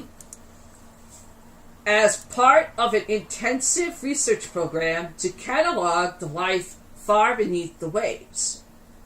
Try that at the Marina Trench. On 5 separate occasions, big fin squids showed up in the images obtained by the instruments. The towed camera caught 2 squids, filming them for 4 seconds, each at 2110 and 2178 meters, at one site in November 2015. The 2 sightings were about 12 hours apart. The ROV spotted 3 squids at another site in March 2017 at 3,002, 3,056, and 3,060 meters below the surface. Because the ROV is more flexible, it was able to follow the squids, capturing longer photo of each one. The longest was just under 3 minutes. All 3 sightings occurred within a 25-hour time period.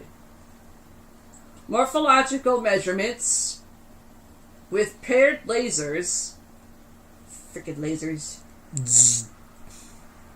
suggested that each of the 5 squid sightings was a separate individual. You sure it was separate and not just the same fucking one? But, for me to see, and for you guys to just kind of picture it, picture A, and Paramount can come here for a minute so I can show him. The head looks weird, fucking weird as hell.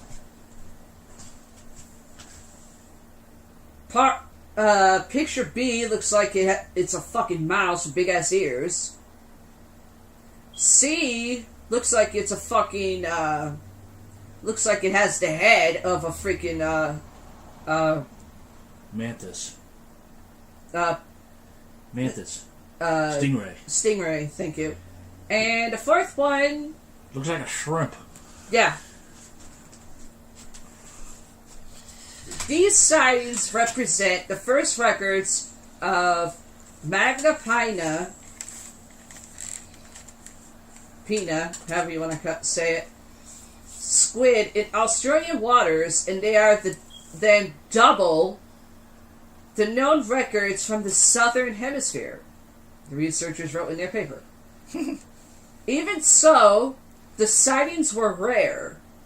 The survey spans over 350 kilometers of the Great Australian Bight and recorded 75 hours worth of video. The beasties were only seen at those 2 locations in those 2 time frames. All Magna Pina species sightings in the Great Australian Bight were made in areas of predominantly soft sediment, in terrain of lower slope erosion channels, and upper section of submarine canyon, the researchers wrote.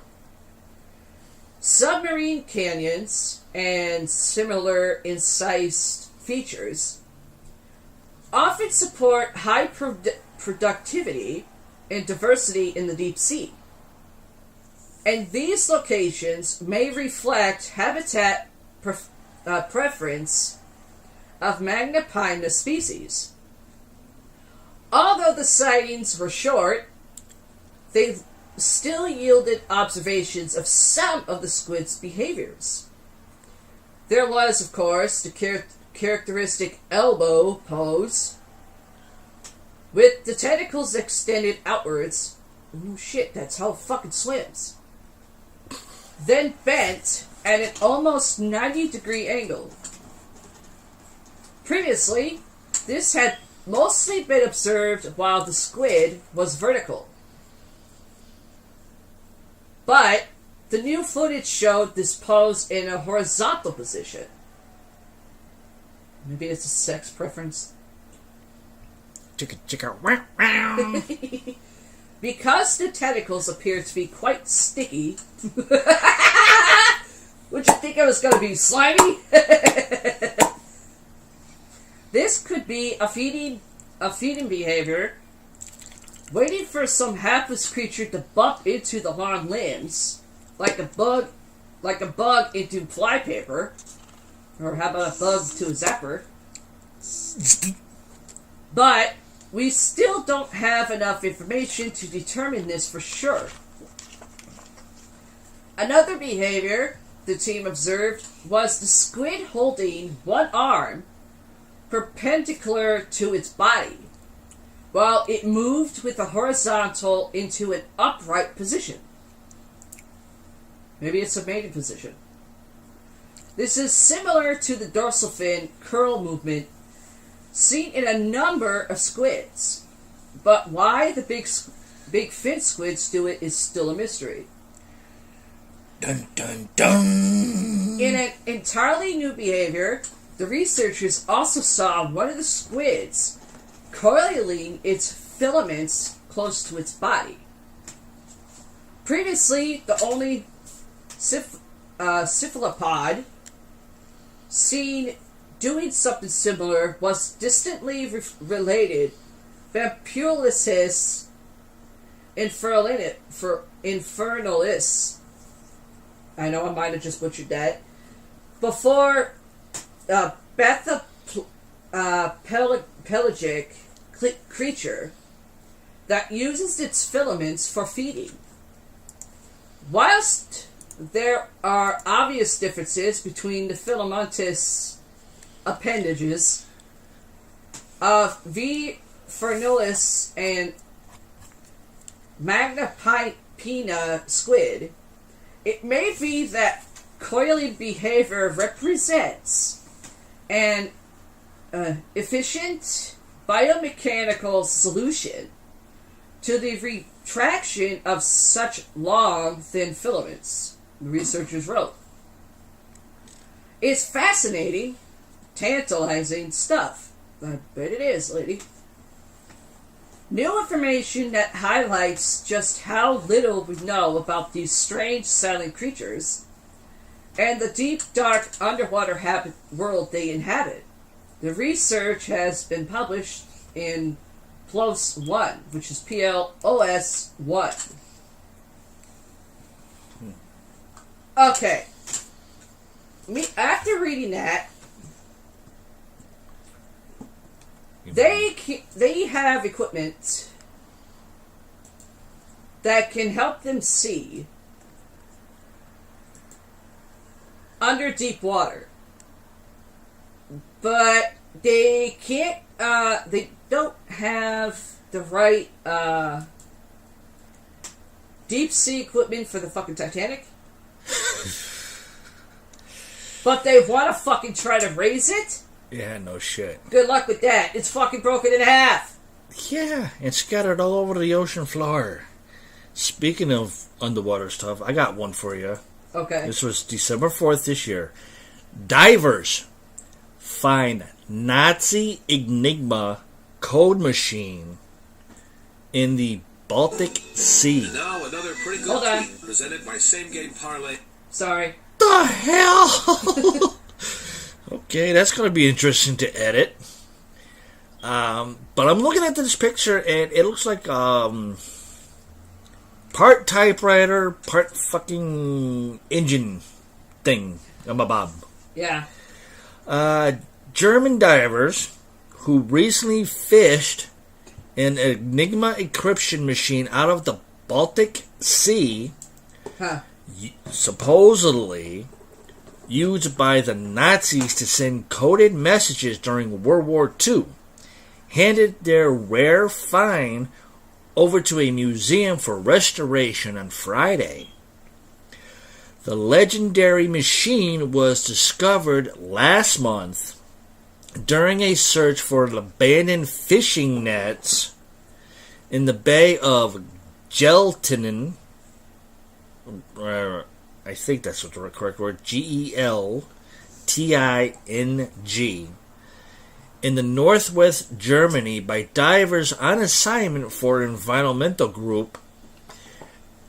And I saw this and I'm like, oh crap. See, there was already one lawsuit that happened here in the United States because of the lettering. Yeah.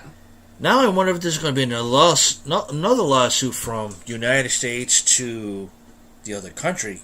If it's an overseas. If it's an insignia that was a certain country's logo at the time for its armies, they can't fucking sue. Because it's right fucking there. I know, but it's what a former company was named, where it was sued by another company that already had the name. Oh, yeah. The group is called WWF. Oh, God. In Germany. Yeah, that program's been actually shockingly branching out to different areas of the world. Yeah, but not sure why it's in Germany. That's the thing that just caught my eye as I'm reading this, due to the fact that we were watching WWF before we found out about, and they started to suck. Before we found out there was another WWF organization out there. Yeah, Wildlife Federation. Yeah. Which is two different fucking goddamn names. Yeah. I mean, I remember working for the Sheridan, where I was doing paperwork filing. There were different goddamn companies with the same fucking names. Right. Well, the same lettering, maybe. Yeah. Short, but each letter probably meant something different. Yeah, like one you of have them to, was the Wildlife Federation that was doing not a seminar, but like a fundraising thing. Yeah, for animals. One of the spokespeople that was getting the information for the fucking inventory for the kitchen for their chefs. Mm-hmm. I said, listen, I know the company you work for has been around for fucking probably centuries. Mm-hmm. Or for years. But why have an issue with a wrestling company that has the same fucking initials? But it's different fucking... It's been said for something different. Yeah. It's because it's WWF? When people say that, they're not saying your fucking organization. They're saying wrestling. Yeah. Spokesperson could not give me a fucking answer. Yeah, I know. Now I went, go figure. You suck. Even the judge that was dealing with that case couldn't figure out, okay, your World Wild Federation, which is fucking animals. World Wrestling Federation is something different. They're not an organization. Fucking people are stupid. But anyways, goes on here in quotes. A colleague swam up and said, "There's a net there with an old typewriter in it." Florian Huber, I can't say a German name, but it's Huber, the lead diver, told the DPA news agency. The team quickly released they had stumbled across a historic artifact and alerted the authorities.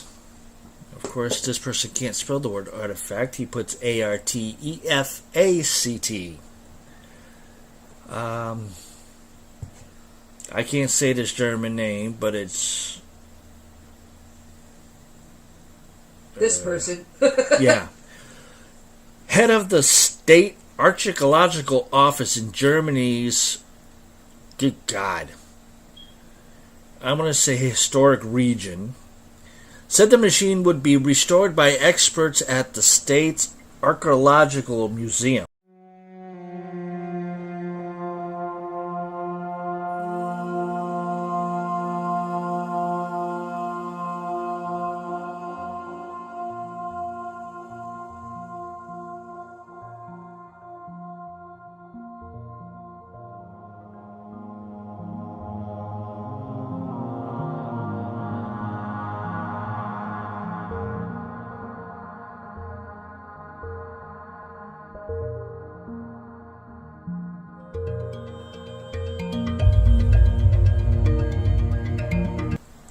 The delicate process, including a thorough desalination process after 7 decades in the Baltic seabed, will take about a year, he said. Yeah. Well, wait. If they found a fucking old ass typewriter, how the fuck are they gonna fucking restaurate that? I don't know.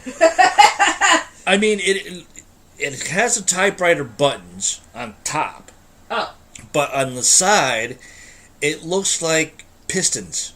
Okay.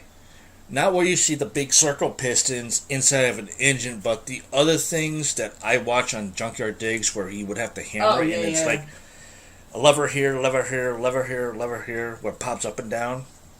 That's what one part of the side looks like. It looks like an engine part. After that, the Enigma will go on display at the museum. Naval historian Jan Witt from the German Naval Association told DPA that he believes the machine, which has 3 rotors, was thrown overboard from a German warship in the final days of the war. It is less likely that it came from a scuttled submarine, he said, because Hitler's U-boats used the more complex 4-rotor Enigma machines. And, of course, there's a picture with the diver and the machine that he's got his flashlight on. And it looks like a... kind of like a typewriter, like I said. The other side looks like a machine from inside of a car or a truck or whatever with the engine. It's just weird. The Allied forces worked tirelessly to decrypt the codes produced by the Enigma machine, which were changed every 24 hours. British mathematician Alan Turing, seen as the father of modern computing, spearheaded a team at Britain's Park. I can't say the other words, but it's BLETCHLEY. That cracked the code in 1941. The breakthrough helped the Allies decipher crucial radio messages about German military movements. Historians believed it shortened the war by about 2 years. The story was turned into a 2014 movie called The Ignition Game. Never heard of it. Starring Oscar nominee British actor Benedict Cumberbatch as Turing. And that's it for that story. But yeah, this thing, like I said, it's part typewriter on top, Yeah. and on the side right here, it looks like the things I explained Yeah. that you see on a car.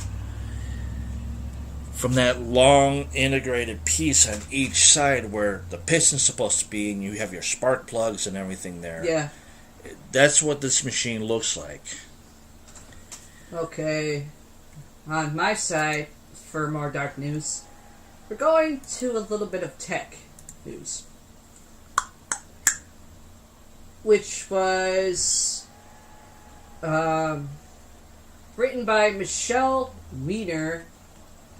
I'm saying that's part of her name. Danielle Wiener, part of her name. Wiener, as in Wieners. We have a wiener.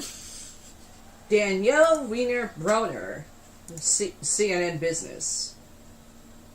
Of course, this is updated November 11th. Go figure. Like I said, I have a lot of fucking shit, dark news to read. Anyway, New York, CNN Business, McDonald's wants to improve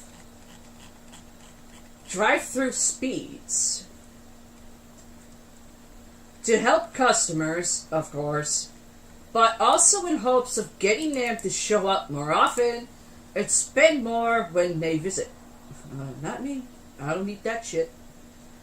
On Monday, the chain unveiled its plans for a better drive-through experience during an investor update. It's testing express lines for people who place digital orders ahead of time, as well as dedicated pickup spots and automated ordering. The drive-thru has become even more important for restaurant chains during the shit sandwich of the year, when people want to avoid dining rooms and prefer contactless payment. For McDonald's, MCD, for fucking abbreviations, which that MCD sounds like a mental health disorder, it could also help solve a shit sandwich problem. Losing customers to rivals. Prior to the crisis, the company was losing customers to fast casual dining and higher-end burger joints. It was also facing more competition during breakfast, the most important meal of the day for fast food companies. Again, I would not be eating that shit. The number of transactions at its U.S. restaurants open at least 13 months slipped 1.9% in 2019, according to a filing with the Securities and Exchange Commission. The promise of a swift, seamless experience plus new products like the McPlant... I can't believe I'm actually going to say this. The plant-based burger and crispy chicken sandwich. Nope. Which the company unveiled Monday, could help bring customers back, noted Morningstar analyst R.J. Hontavoy. McDonald's has already made improvement in its drive-thrus. Over the past few years, it's sped up the drive-thru line by about 30 seconds. Okay. Thanks to part of a simpler menu. But it's not the fastest among other quick service chains. According to a recent study by the market research group C-Level HX, it took about 349 seconds to get through a McDonald's drive-thru on average this year. According to the group's 2020 drive-thru report, which based its findings on about 1,500 visits to 10 restaurant chains. At Burger King, or Burger Death, Burger crap! Burger Shit, it took about 344 seconds. And even less at KFC and Taco Hell. Colonel fucking chicken! McDonald's has also been beefing up, shouldn't be a fucking phrase, in a fucking sentence, its tech portfolio to further improve its drive-thrus. Last year, McDonald's acquired 2 AI companies. One, Dynamic Yield, has allowed the company to rule out digital menu boards that can recommend orders based on weather, how busy the restaurant is, and other factors. The suggestions could encourage people to spend more. Again, not this person. Not me either. The other, Peditate, will help McDonald's use automation rather than employees to take orders in the drive-thru. The chain is also testing concepts for restaurants that have little or no seating and are dedicated just to drive-thru, delivery, and pickup. But competition is fierce. McDonald's is not alone in seeking to upgrade its drive-thrus. Taco Hell, Burger Shit, and Popeyes, another shit experience for a restaurant, if I ever heard of it, have also announced plans to redo their drive-thrus to focus even more on speed and convenience. And that's it for that story. So in other words, they got robots to do what the fucking employees are supposed to do.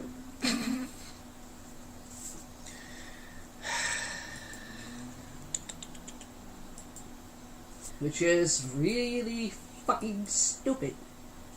Mm-hmm. I don't give a shit how they fucking improve. I am not eating that shit. Well, I did once, but one, I was a kid. 2, my first wrestling promoter, Smokey Jim, got word from my lovely brothers, Alex and Richie, that I wasn't eating like I should have been. But I was fucking eating like a goddamn horse. Mm. Or, wait, oh, wait. Smokey Jim said, well, your brothers are saying you don't eat enough. 1, I don't eat breakfast, simply because I don't feel like it. And 2, it's a habit I picked up since I started high school. 3, I was wrestling all the time. And, being Alex's manager. I mean, I did eat. Paramount can even tell you I was eating. But one night he decided to fucking order me 4 fucking hamburgers, so many ketchup and fucking pickles, and 4 fucking large fries. I didn't want to fucking eat it. But he wasn't gonna let me. He wasn't gonna move the car until I ate it. Yeah. I'm still waiting to get Richie on that one. I just don't know what spell of throwing food at him I want yet.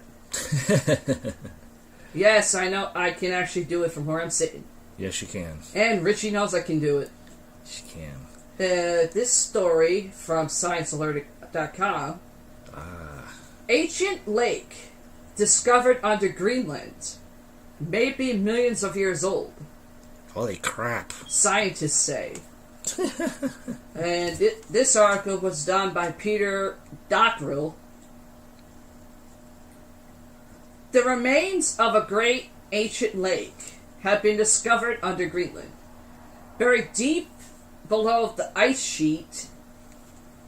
Well, no shit, it'd be below the fucking ice. In the northeast of the country, and estimated to be hundreds of thousands of years old, if not millions, scientists say.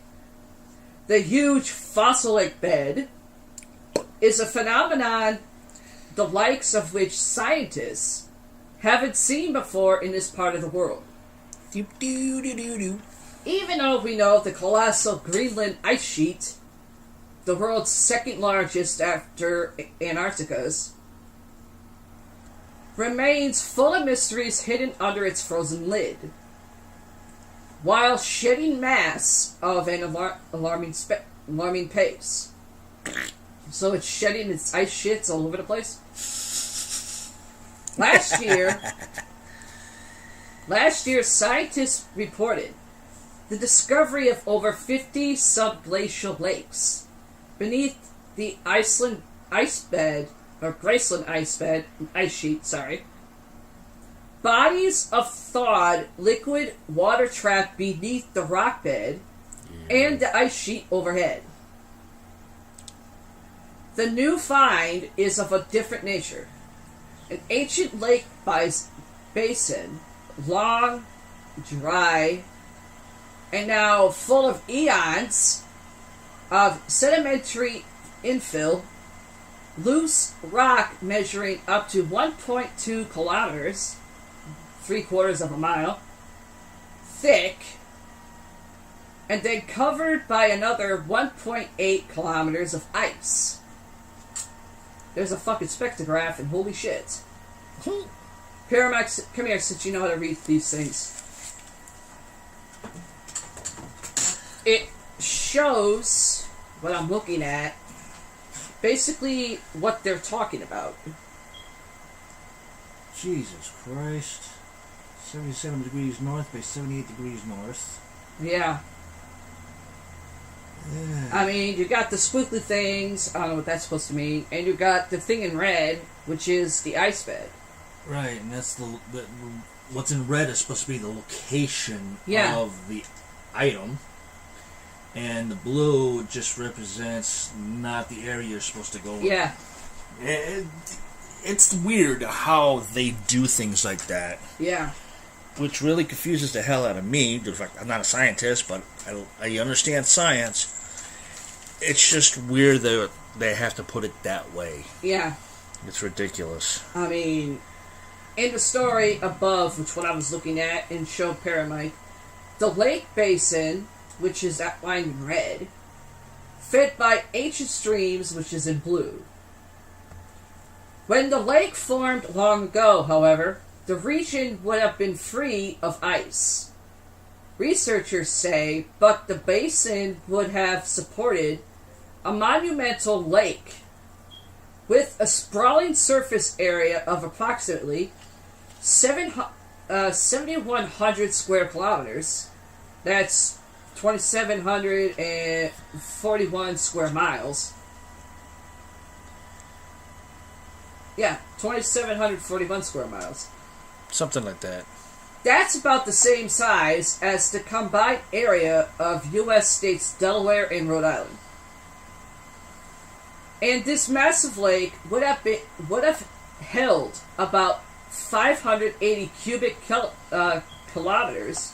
That's 139 cubic miles of water being fed by a network of at least 18 ancient streams that once existed to the north of the lake bed, following into it along the sloping escarpment. While there's no way of knowing right now just how ancient this lake is, or if it filled and drained numerous times, we might be able to find out if we could analyze the loose rock material now inside the basin. A giant time capsule of preserved sediment that could give us some clues about the environment of Greenland roughly forever ago. That makes no sense for the end of a fucking paragraph. This could be an important repository of information in a landscape that right now is totally concealed and inaccessible. No shit. Said lead researcher and glacial geophysicist Guy Paxman from Columbia University. If we could get at those sediments, they could tell us when the ice was present or absent. Did you just figure it out by fucking looking at it?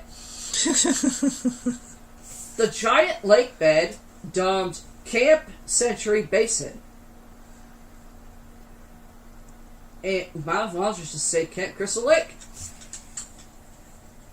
In reference to a nearby historic military research base, was identified via observations from NASA's Operation Ice Bridge mission, an airborne survey of the world's polar regions. When the hell did NASA start doing that shit? Don't know. During flights over the Greenland ice sheet, the team mapped the subglacial geomorphologically. Bleh. Words are hard. Take a drink, I fucking stumble. Words are hard. Geomorphologically, or psychology, how you want to fucking... You know, same fucking spelling almost. But you got more geomorphologically over the ice using a range of instruments measuring radar, gravity, and magnetic data. The readings revealed the outline of the giant loose mass of sedimentary infill, composed of less dense and less magnetic material than the harder rock surrounding the mass. It's possible, the team thinks, that the lake formed in warmer times as a result of bedrock displacement due to a fault lying underneath, which is now dormant. Alternatively, glacial erosions might have carved the shape of the basin over time. In either case, the researchers believe the ancient basin could hold an important sedimentary record, and if we can somehow drill down deep enough to extract and analyze it, it may indicate when the region was ice-free or ice-covered, reveal constraints of the extent of the Greenland's ice sheet, and offer insights into past climate and environmental conditions in the region. Whatever secrets those deeply buried rocks can tell us about polar climate change in the ancient past could be vital information for interpreting what's happening in the world right now. I highly doubt it. I don't think so. We are working to try and understand how the Greenland ice sheet has behaved in the past, says Paxton. It's not a fucking dog that you have to fucking try to train. It's important if we want to understand how it will behave in future decades. The findings are reported in Earth and Planetary Science Letters. That's the end of that one. Well, since we're talking scientific stuff, yeah, I got one from scientificmirror.com. Okay, shoot.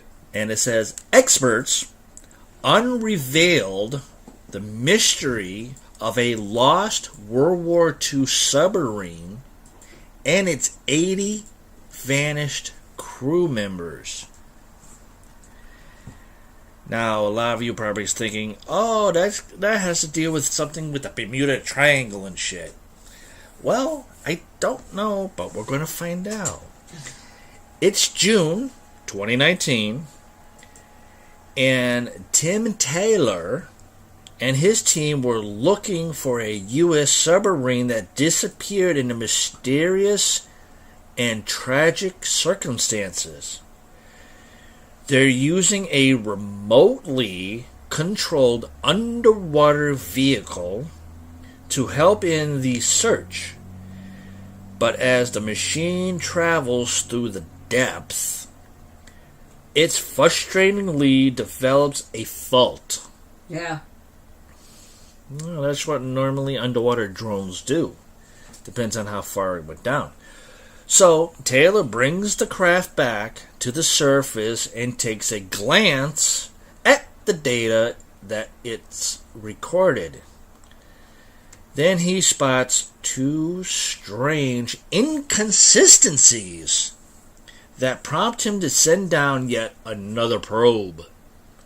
Or in this case, another drone. And what the technical, logically, finally unearthed is enough to make their hairs on their arms stand on end. Now, is this paranormal? Who knows?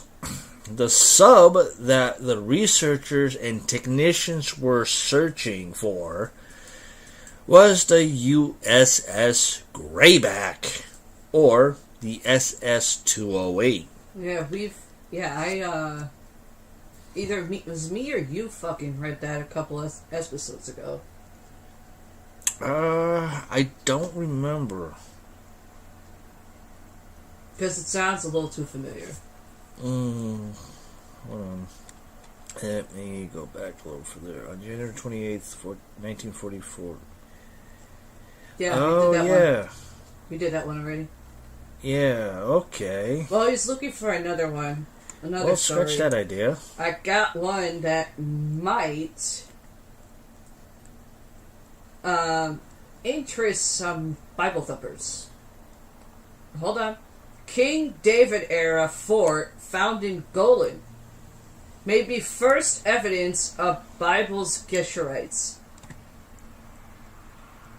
What the hell is that? I don't know. Let me read. Stunning stone etching of two horned individuals at prayer found at mouth of their circa 11th century citadel in Israel's north could predate famous Geshurite Tel Bethsaida. Dating to around the time of King David 3,000 years ago. What may be the earliest fortified settlement of the Golan Heights was recently discovered during salvage excavations ahead of the construction of a new neighborhood. Incredible rock etchings of two figures holding their arms aloft, basically praying, possibly a prayer with what could be a moon, were uncovered inside the unique fort, which was dated to circa 11th. Okay, this kind of doesn't make sense. 11th-9th century BCE. Okay, before Christ existed, maybe. Yeah, but it should be 9th to 11th century, not 11th to 9th century. Makes some sense. Hey, back then people were stupid in writing. The striking find is being tentatively linked to the Geshurite people whose capital is recorded in the Bible as having been located nearby, to the north of the Sea of Galilee. In a brief Hebrew video about the discovery, co-director Barak Tizin said that when the etching was found near the entrance of the fort, we understood that we had something very, very important. We were astonished to discover a rare and exciting find. A large basalt stone with a Semitic engraving of two horned figures with outspread arms. Why would there be two horned figures praying where it was a site of something in the Bible? Don't know. Don't Somebody write in and explain that one to me. Because more and more people that I've ancested from is proving that we started the stuff that's being celebrated around now. And I know I just heard Richie tell me to calm down. Shut up!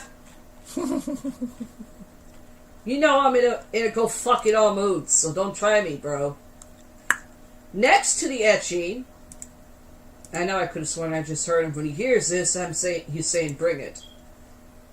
You know I can bring it, bro. Next to the etching was discovered a stone table or shelf, which the take a drink of stubble. Archaeologists believe as an altar, upon which was found another seemingly ritual object of a small figure holding what looks to be a drum. Just which people manned the fort, built of large basalt boulders with almost 1.5 meter wide walls. It's still an open question. IAA's scientific advisor in the northern region, Ron Bier, told the Times of Israel on Wednesday. The minute the Egyptian pardon me, hold on, let me take a drink. Much better. The minute that Egyptian and Hittite empires were destroyed, there is a big vacuum. There is no historian that writes the history of the era, and we return to a sort of prehistory, which is in quotes, in which we only have physical artifacts to base our assumptions upon. So we go into the realm of speculation. It is impossible to know what really happened, said Pierre. Now, I'm going to read the second sentence again. Or the first and second sentence. Fuck it, I'll read the whole fucking thing. Just so I got a point. The minute that Egyptian and Hittite empires are destroyed, there is a big vacuum. That means there is no historian that writes the history of the era, and we return to a sort of prehistory in which we only have physical artifacts to base our assumptions upon. So we go into the realm of speculation. It is impossible to know what really happened. Again, I love LaForge, even though he was my teacher in quite a few subjects in high school. But that just proved my theory right. Even though he gave me a fucking C+ on the fucking paper. There isn't fucking anything that's recorded from back then. There weren't even scientists 3,000 years ago. No.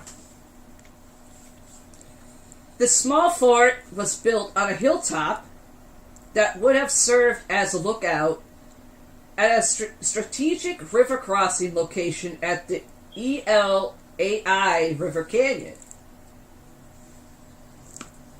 Pierre said the fort itself is evidence of the era of conflict and struggle for control that began after the fall of the Northern Hittite Empire in Kansura 1180 BCE.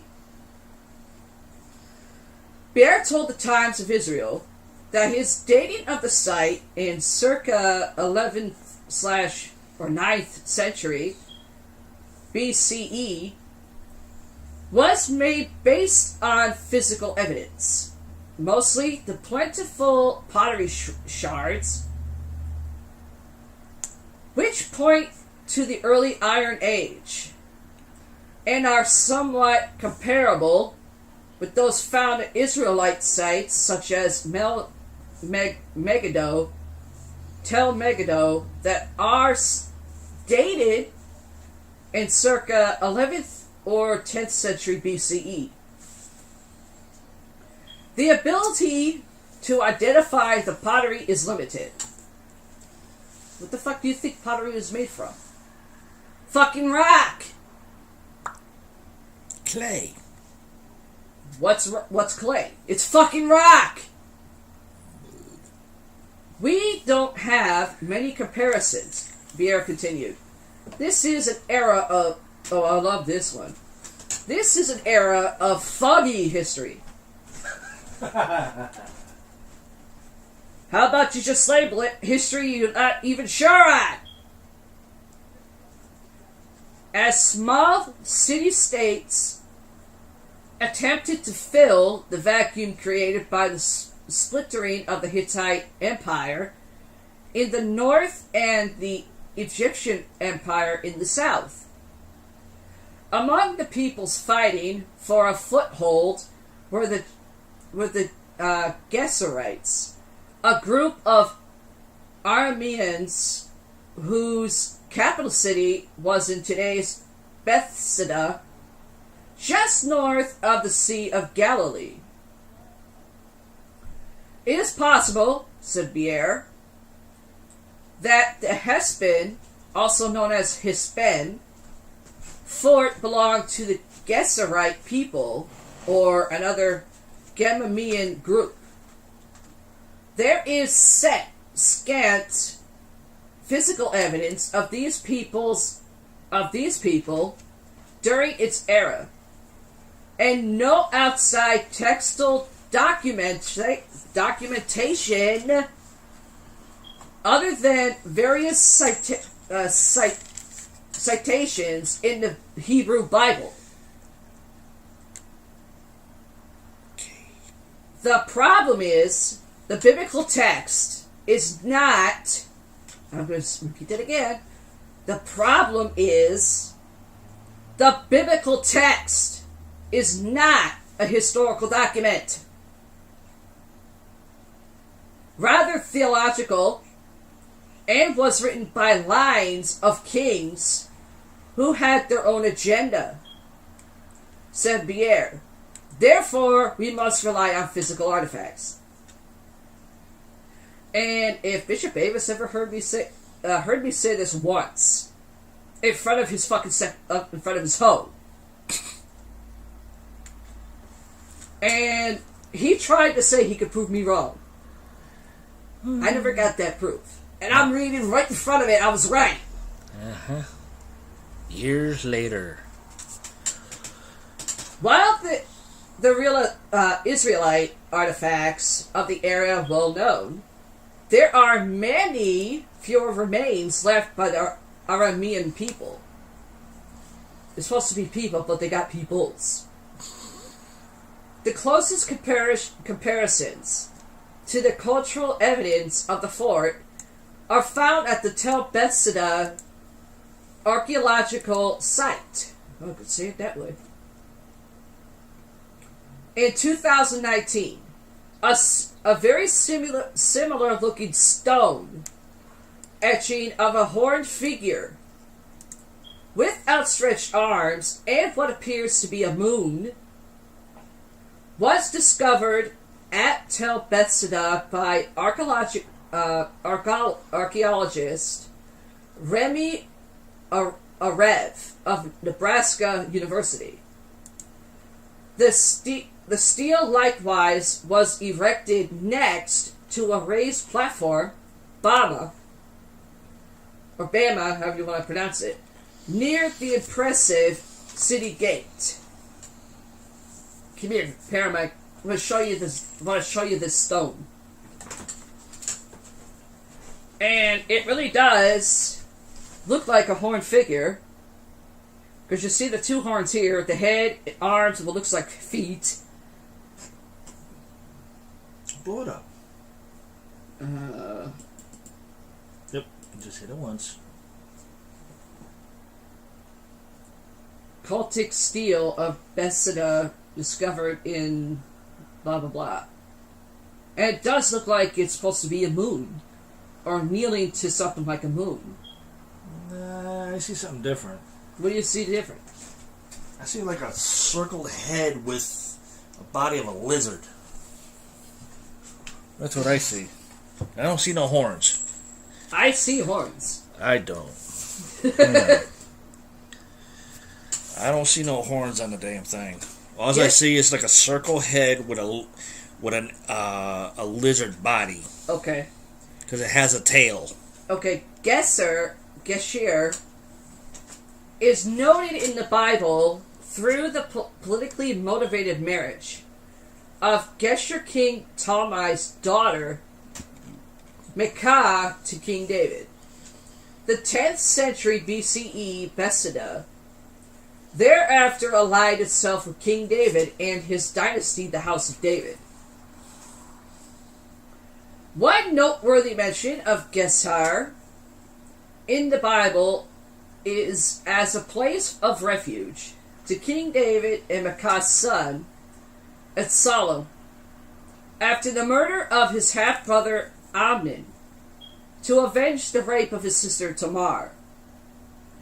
In 2 Samuel 15:8, the prince speaks to his father, King David, saying, "For I vowed a vow while residing in Gesher, which is in Aram, saying, if the Lord would bring me back to Jerusalem, then I will worship the Lord." Which means, when I kill the motherfucker, I'm gonna do whatever. Other known Gesher cities are found along the Sea of Galilee shore, including Tel En-Gev, Tel Hadar, and Tel Sarag. But in the Golan such sites are hardly known, according to the IAA press release.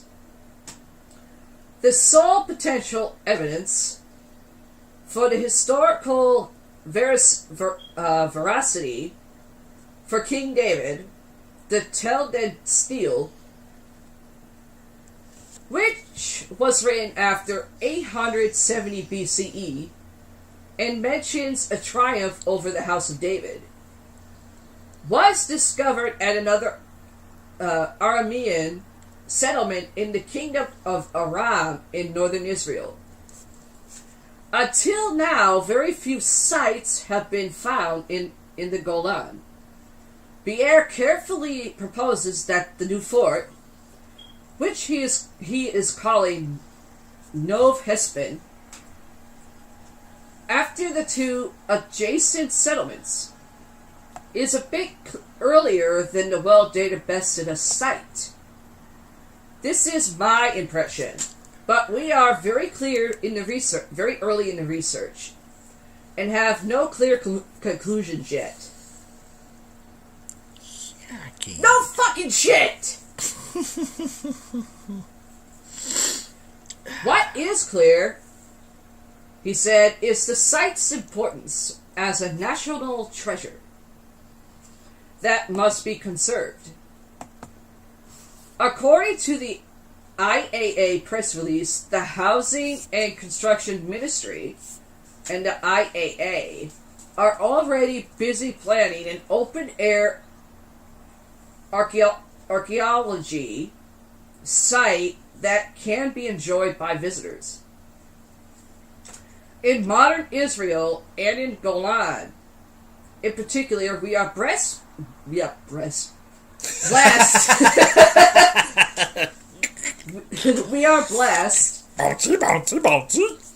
with a lot of development and construction, often at the expense of the archaeological sites. This site is a national treasure, and the IAA is going to do everything it can to make sure it is not hit too, said Pierre, and that's it. So what I just read, I was fucking right. Creepage. Well, here's a story. Okay. Ex-police dog keeps barking at tree, then investigators rush towards it.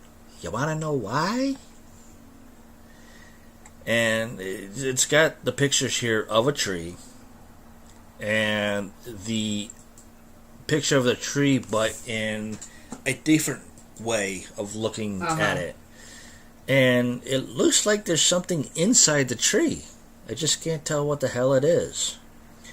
But it says, it starts here how the dog was born into the police department. Yeah. Born into an ex-police dog's family, Kyle had loyalty imprinted in his mind even as a pup. Here's Kyle, an adorable 10-year-old German Shepherd who has retired from duty and now spending his last days in a beautiful countryside with lots of great views. Yeah, countrysides usually have that. Yeah. He is in care of a loving couple, the Smiths, who couldn't help but fall in love with him at first sight. And that usually happens. Yeah. Kyle misses his years as a police dog. Yeah, a lot of dogs probably do that.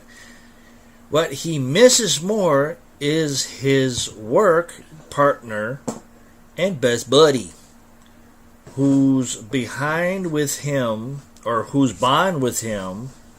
runs deep.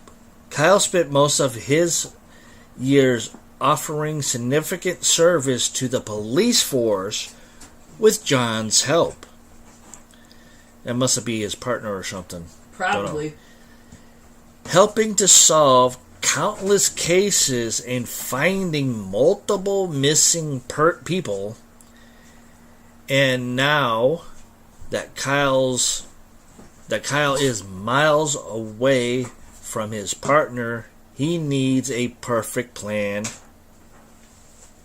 if he would ever get to see him again. The question is, how would he archive his aim? Would Kyle ever get to see John again? Born with no worries.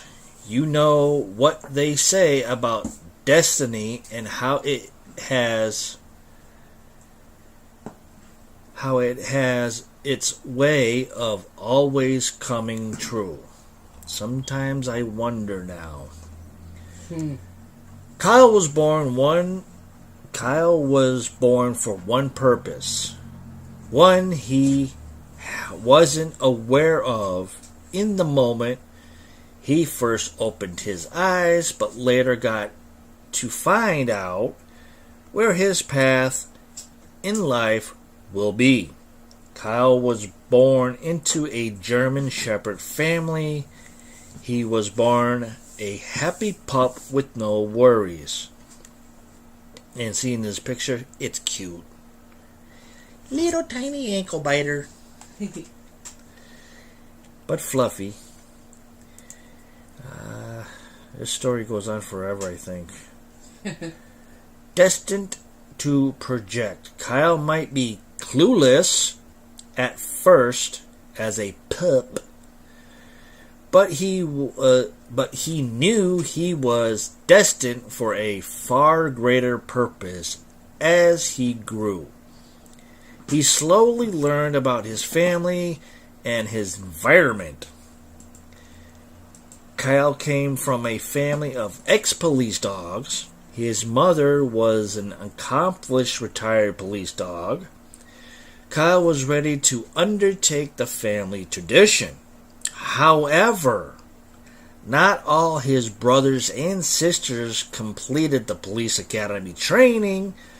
He dared himself face the challenge and make his family proud. Yeah, all three little happy fluff balls. It's a cool picture. But due to the fact this story does goes on and on and on, I doubt if we'll get to the tree. But I'm going to post this story up on our website, everythingparanormal.gear.host/ep.html. Soon. I am working on a news page for it. It's taking me some time. Yeah. But going back to the main picture of the tree, which is really weird. I mean, I've seen night visions, I've seen x-rays for certain things, but this picture takes the cake. Okay. Literally. Come here, I'll show you. I mean, this picture literally takes the cake. From looking at an old tree to the way they have it now. Yeah. Here's the first picture. Okay. Looks like an ordinary tree, right? Yeah. But it looks like it has doors. Or Yeah. an outline of something. Here's the second picture. Okay. What do you see? Without saying anything, what do you see? Huh. That's the weird part. Now, this is a highly Sophisticated. thank you. The words are hard. Of a type of either a night vision way or a really fucking ultra x-ray of a tree for what's inside, which is nuts. Yeah. But that is so perfect. Yeah. I'm gonna, like I said, I'm working on a news page for all of our dark news stories that I still have in our email. And I'm going to take this and I'm going to put that on there so you guys can read it. Just stay tuned more for it on our website. Yeah. I got this one. Some more on my end from definition.org. Okay. You never knew what these misunderstood songs were really about, which was done by Brian Del Pozo, or Pazzo. It's no secret that there's a lot more of some songs than meets the eye. Some have... Sounds like a Transformer reference. Some have hidden meanings, while others are so deeply personal to the songwriter that the average listener couldn't possibly hope to understand. There are some completely misunderstood songs out there, though songs whose lyrics have been so misconstrued by people over the years that the original intention was lost completely. Whether it is because of urban legend, misleadingly sweet chords that eschew sinister lyrics, or just plain misinterpretation. When the public gets hold of a song, it can morph into something entirely new. Is it for better or for worse? Let's see, I'm going to take a look at these commonly misunderstood songs and let you know what you, and of course, whoever wrote this, let them know what you think. Okay, slideshow. And the first one has to be for fucking R.E.M. The One I Love by R.E.M. Yeah. Here's one more song that was never supposed to be a love song. the band actually almost didn't record the song because they felt it was too brutal, really violent, and awful, according to lead singer Michael Stipe. The title may be misleading, sure, but the lyrics sure aren't. Calling your lover a simple prop to accompany my time sure doesn't sound like a romantic overture. Okay. Okay. Pearl Jam. If you don't know who the fuck Pearl Jam is, get the fuck out the room. Even though they were kind of considered almost like hippie at first. The song in front of me is called... Let me get rid of these fucking advertisements here. Advertisements, they suck. Interested? Okay. Pearl Jam's Alive. And Paramike actually played it a couple times when he DJ'd. Yeah, until I ended up throwing the disc and said, "Poof! Poof!" Holy shit! I thought that was Alex that did that. No, that was me. Because I could have sworn I heard Alex say, "Turn that shit off!" No, that was your father saying that with your grandfather. Alex and I went to the backyard, attached it to that fucking thing that goes in the machine. Yeah, the disc at the fire range. Yeah. I took one of the best guns with a scope on it, and I hate guns, but for this, it was perfect. We put the thing on a machine, we put the CD on that damn thing. Yeah. I cocked the gun, pulled it up, and I'm like, pull the bitch! All you hear was, poof! Off the thing, I'm just waiting. He's counting down 3, 2, 1, and I just said, ping! That thing said, fucking fireworks. It was beautiful. Wasn't that Richie CD? I could have sworn I saw him crying. No. Okay. No. While Pearl Jam... He was crying because he loved the song, and I'm like, poof! Done. That thing shattered in a billion pieces.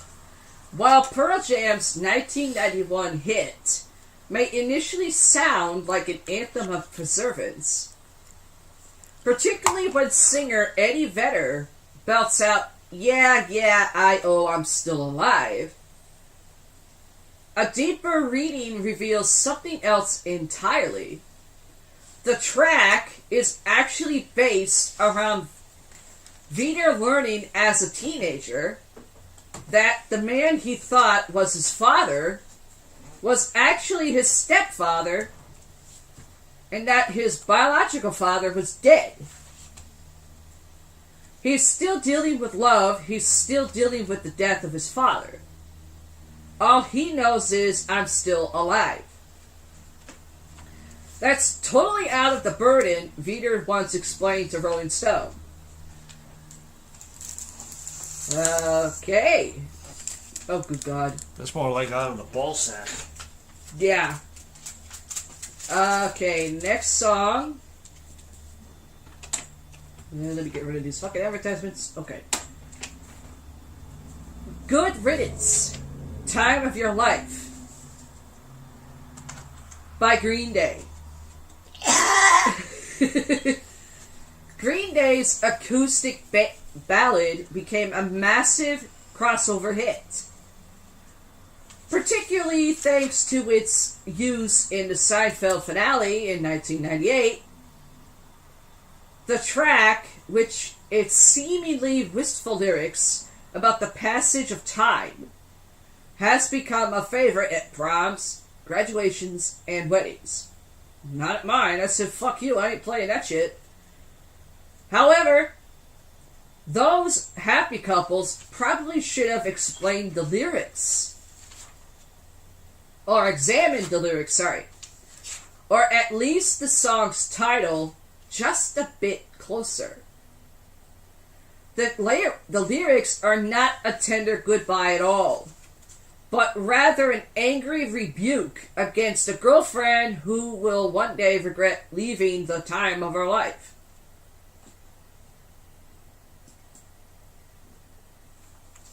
Next, Semisonic, Closing Time. Never heard of these people. Probably a good thing. Semisonic's Closing Time has become an anthem for last calls around the world, as countless bars and clubs play the track at their last song of the night. As their last song of the night. Not Paramike, he said, fuck you, I ain't playing that either. However, or actually, if someone wanted him really to play it, he said, tip me $40 or more. However, the song's lyrics have little to do with a bar. Instead, they were initially written by singer Dan Wilson about his girlfriend's pregnancy. The band realized the bar connection early on. However, and admitted they realized that's what audiences would think the song's about. That's a little hidden something to figure it out. One of Paramike's kind of favorite artists, Phil Collins. Yes! In the Air Tonight, which is actually a song that's misunderstood. Of course. Hold on. This Phil Collins track is thought by many to be one of the darkest hop hits of all time. According to urban legend, the song tells the story of a man watching another man drown and doing nothing to save him. All supposedly seen by Collins himself. The singer then wrote the song, invited the man to a show, and sang it right to his face. The story spread far and wide in the early days of the internet.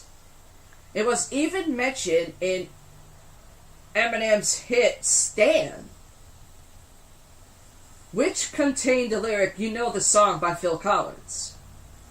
In the Air of the Night, in parentheses, sick, about that guy who could have saved the other guy from drowning, but didn't.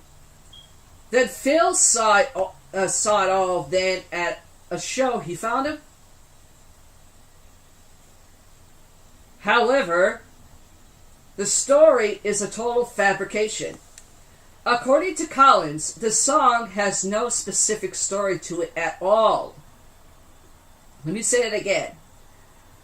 According to Collins, the song has no specific story to it at all, and is more a stream of consciousness of the feelings he had after his divorce. Would that be his first wife or his second wife? Had to have been his first wife, because I know he married twice. I don't remember. That's something Paramount can look up for me. Look up for us. Yeah, but I got the song right here too. So Okay. I don't know if I could play it or not. Let's see. Probably won't let you. Well, that's one way to find out. Let's see what happens. If it works. Hopefully. Hopefully, come on. Play it.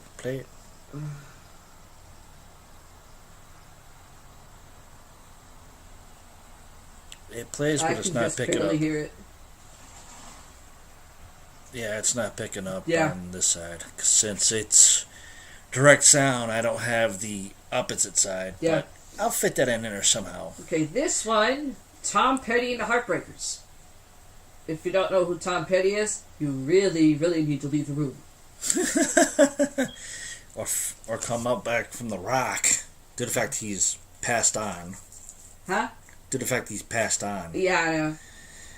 The song by him and the Heartbreakers, American Girl. American Girl is one of the late, great Tom Petty's most beloved songs. The track melded jangling 1960s guitars and late 1970s punk/new wave influences to become a classic, ending Petty's concerts right up to the final show before his untimely passing. Despite its hallowed status as a rock classic, the song's lyrics often have been misunderstood. For years, the song was thought to be about a girl who committed suicide by throwing herself from a residential tower at the University of Florida, which is located in Petty's hometown in Gainesville. However, Petty himself categorically shot the story down in a 2005 book Conversations with Tom Petty. Urban legend. It's become a huge urban myth down in Florida. That's not all true. This song has nothing to do with that. But that story really gets around. They've really got the whole story. I've even seen magazine articles about that story. Is it true or isn't it true? They could have just called me and found out it wasn't true. In the same book, he explained the song's true inspiration came from his time living in California. I was living in an apartment where I was right by the freeway, and the cars would go by. And in Encino, near Leon Russell's house, and I remember thinking that sounded like the ocean to me. That was my ocean, my Malibu, where I heard the waves crash, and it was just the cars going by. I think that must have inspired the lyric. Okay. Yeah, we all know who Sting is. Yep. The Police. Every breath you take. Also misunderstood. In two different versions. Hold on. Let me read this and you say your two versions. The Police's Every Breath You Take was one of the most successful singles of the 80s and has been the first dance at possibly hundreds of weddings since then. Actually, I remember that being played at my prom. However, the track isn't a love song at all. Rather, the lyrics depict a dark story of obsession and stalking. Sting has said of the song, "One couple told me, 'Oh, we love that song. It was the main song played at our wedding.' I thought, well, good luck." He's also said, "I think the song is very, very sinister and ugly. And people have actually misinterpreted it as being a gentle little love song, when it's quite the opposite." Now, Paramike's going to say what he said. Well, due to the fact that, Sting did that version. Yeah. And everything. And then years later, or now it's been past years, going back to the olden days, it was actually revised. Yeah. With P. Diddy, which was formerly known as Puff Daddy. Yeah. And I can't remember that chick's name now. I don't know. But they redid that song and everything to more of a understanding style. Yeah. And it was done in a way where it was for Notorious B.I.G. and Tupac and everything, because in everyday life, for this new version, updated version, it was the path that you take and the way you walk it and how you foresee your interpretation of the way you want your future to be. Yeah. But now, with what's going on, it's like everybody has lost that, except for the ones that stay true to it, is trying to continue the way that they want to run their future, their life, their community, and everything. And it's just like total now destroyed. Yeah. So that's the other version from the original when Sting first did that. Yeah. Every breath I take, every move that you make. Now it's been updated to where now he includes P. Diddy and this other woman for how Notorious B.I.G. took his lifestyle, Yeah. his dream, his way into what he wanted to do. And it wasn't for fame, it wasn't for fortune, it wasn't to be, oh, I'm better than everybody else. No. He was doing it to, yes, get fame for the music he created, but the money didn't matter to him. It mattered more of getting the money to put back into his community.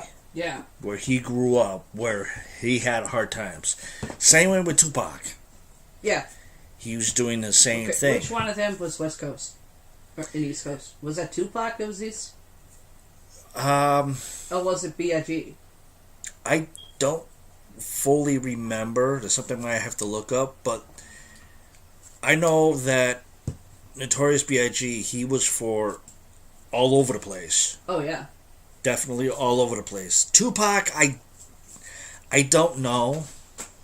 Either he was for the West Coast, I don't know. East Coast, I don't know. Middle Coast, I don't know. It's something I have to look up. But he had the same vision. Okay. Just a little different from what Notorious B.I.G. was doing. That I do know. That was proven. Okay. But since there's two different songs out there, it's like... Which one do you really... Nobody really remembers the very first one because it's just like boring to a lot of people that love music. Yeah, after hearing it probably almost every other hour on the radio. Right. Then when you put in P. Diddy, formerly known as Puff Daddy, and this other woman, which I can't remember, I think it was Faith Evans or something. Okay.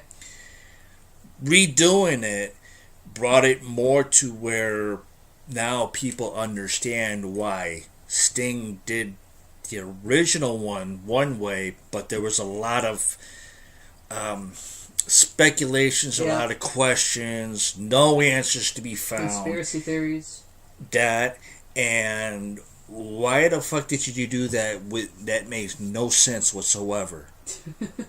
To now, doing the updated version, people like, oh, that's why you did your version, but there was nothing there. And then when you put in P. Diddy and Faith Evans, now we see why. Yeah. I guarantee you Sting was sitting in at home and like, these fucking idiots. Why did I have to live with idiots in this world? They should be taken out. Seriously. Here's this. That was that. This song, Blackbird. Wasn't a big fan. I listened for like 5 seconds, like, nope. The Beatles. That's why I said I listened to 5 seconds. Nope. Blackbird has been one of the most heavily debated songs in the Beatles' legendary catalog. Primarily written by Paul McCartney. On the surface, the song sounds like a typical love song. However, according to McCartney, at various points over the years, the song's lyrics are actually a reference to the civil rights movement. which was happening in the US at the time. It's still going on now. Oh shit. Just a bunch of idiots are doing it. Third Eye Blind. One hit wonder. Semi-Charmed Life. Yeah, one I hit remember wonder. that fucking song. I do. I played it. Third Eye Blind's 1997 smash hit is best remembered for its pop sound and earworm chorus of do-do, do-do, do-do. Oh, okay. Okay. I'm not even going to say the fucking thing. That's why it was only a one hit wonder. They sucked! However, that pop sound belies the song's very dark underbelly. Lead singer and songwriter Stephen Jenkins has explained that the song is actually about addiction. It's about a time in my life when it seemed like all of my friends just sort of tapped out on speed. That usually happened in the 90s. On the song's sound, he said it's bright and shiny on the surface, and then it just pulls you down in this lockjawed mess. The music that I wrote is for it is not intended to be bright and shiny for bright and shiny's sake. No, it was supposed to be for kill your fucking selves, you fucking moron. It's dark times. Bruce Springsteen, which Dave Schrader's a fan of. Born in the USA. Now, before people start slamming us with comments on, oh, the song was great in its time, let me explain it here. Perhaps the most well-known example on this list, Bruce Springsteen's Born in the USA, has been consistently misunderstood for more than 30 years. That's from a bunch of dumbasses. The song's biting lyrics tell the story of a young man's experiences being drafted, fighting in the Vietnam War, and the psychological scars that came home with it. However, the song's bombastic musical arrangement hid the irony of its explosive Born in the USA chorus, leading many to believe the song was simply a fist in the air jingleistic anthem. Springsteen, who particularly bristled at the song, seemed name-dropped by then-President Ronald Reagan, attempted to clarify the song's meaning through numerous interviews and eventually introduced an acoustic version of the song that stripped away the bombastic elements.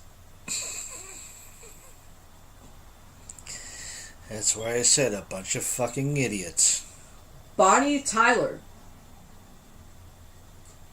Total Eclipse of the Heart. And Paramount just gave me a look like, what? Total Eclipse of the Heart is one of the biggest power ballads to ever merit the name.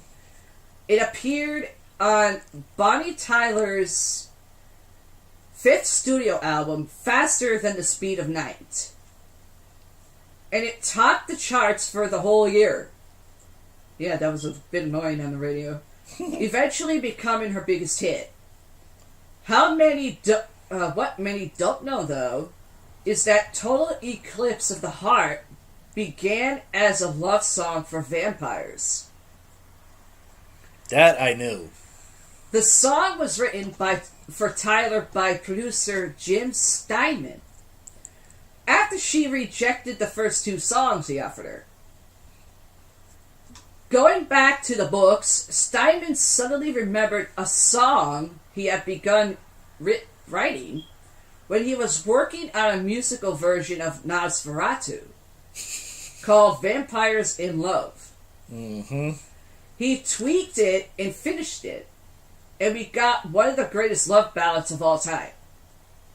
If you listen carefully, you can still hear the echoes of a song about falling in love in the darkness.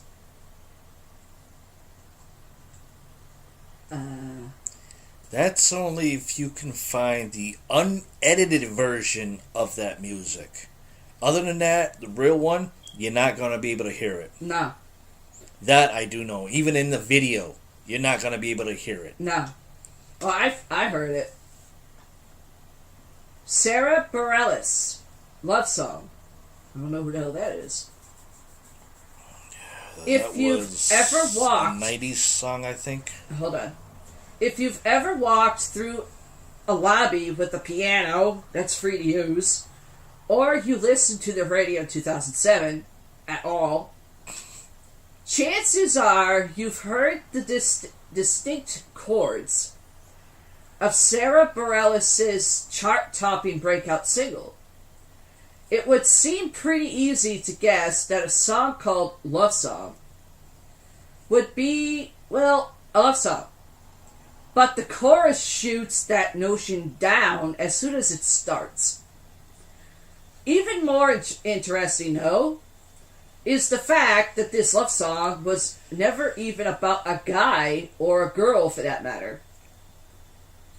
Bareilles wrote the song in a fit of frustration after her record label reacted coldly again and again to songs she had written. I started to get really insecure about it, and then I got really pissed off at myself for caring what anybody thought. Love Song was her way of saying to her label, "This is me, take it or leave it." Let me say that again, because I think our third cat Patches just kind of interjected his... What? No, he just woke up from a nightmare. So I gotta go take care of him. Okay, the song Love Song was her way of saying to her label, "This is me. Take it or leave it." It's a very good thing they decided to take it. Now, this one is from The Clash, London Calling. Why does that sound like London Bridges? It's a Fergie song. This song, though it evolved to take on a wider meaning, including the common interpretation that it is a criticism of British politics and international relations, was originally about something much simpler. In 1979, a British newspaper ran a headline that warned that with rapid global warming, there was a risk that the Thames River might overflow and flood London. When Mick Jones found this out, he, in his own words, flipped. So the song is less about politics and more about a fear of drowning.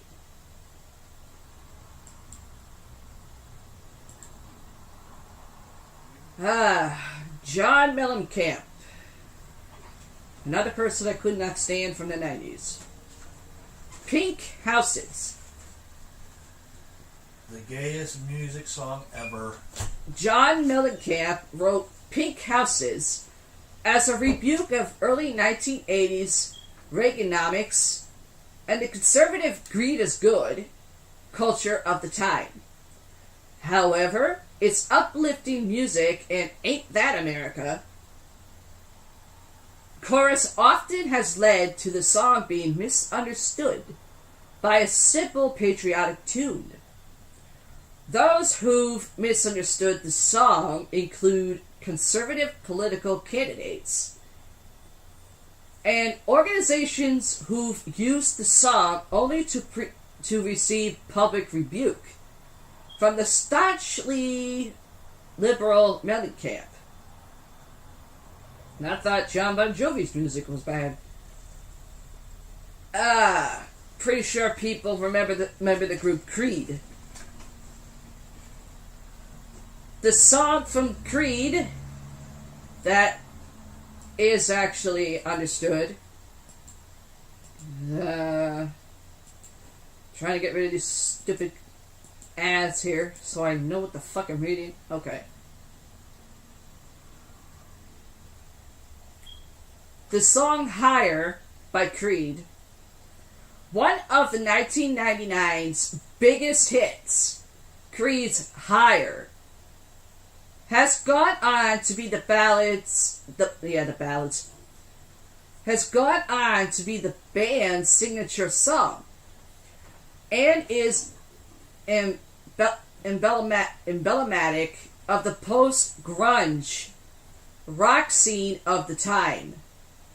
While on the surface, the song seems to likely either be about a drug-induced high, or, on the opposite side of the spectrum, Creed's publicized Christianity.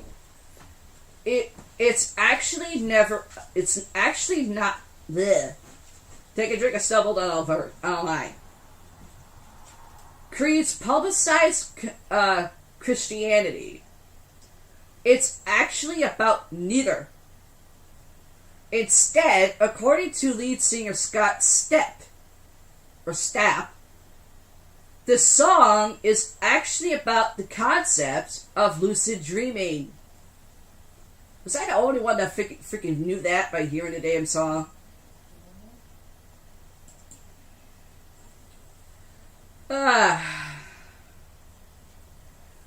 The song, Weezer, if anybody remembers them, probably not. Weezer, with the song Buddy Holly.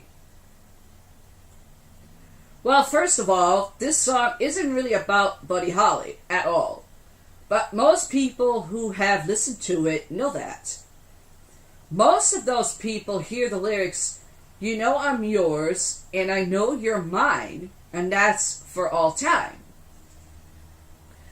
and assume that the song is about a romantic relationship. But singer Rivers Cuomo tells a different story, which is in his words, "It's about a particular girl I knew. It's about my commitment to her, my willingness to defend her. It's very platonic, not a romantic thing at all." Now, if you listen carefully to the lyrics, it turns out none of them are really explicitly romantic. People just assumed, based on the fact that it's a guy singing about a girl, which is exactly what Weezer is singing about. Oh, goody. Bon fucking Jovi. Always. I'm sorry, wasn't that a song by another band? Always. Yeah. Really, really old band from, like, I think the 50s or the 60s. I'm not sure. Oh, Saliva. That's what I think when I hear this, see the song Always. Well, that was then. This was like way back. Okay. You know, there was a song called Always, and one of the lyrics was like, "Always and forever." Yeah. That was like way back before Slava came up with the song in this one. Yeah. John Bon fucking Jovi, a band known for power ballads like "I'll Be There For You" and "Bed of Roses," scored one of their biggest hits in 1994's Always. Perhaps due to their reputation as balladeers, what a fucking way to say it, many seem to ignore the darker underpinnings of the song's lyrics. John Bon Jovi explained of the lyrics, "It's a sick little twisted lyric. So many people feel it's so romantic and so wonderful. But truthfully, this guy is particularly a stalker. He's a sick human being."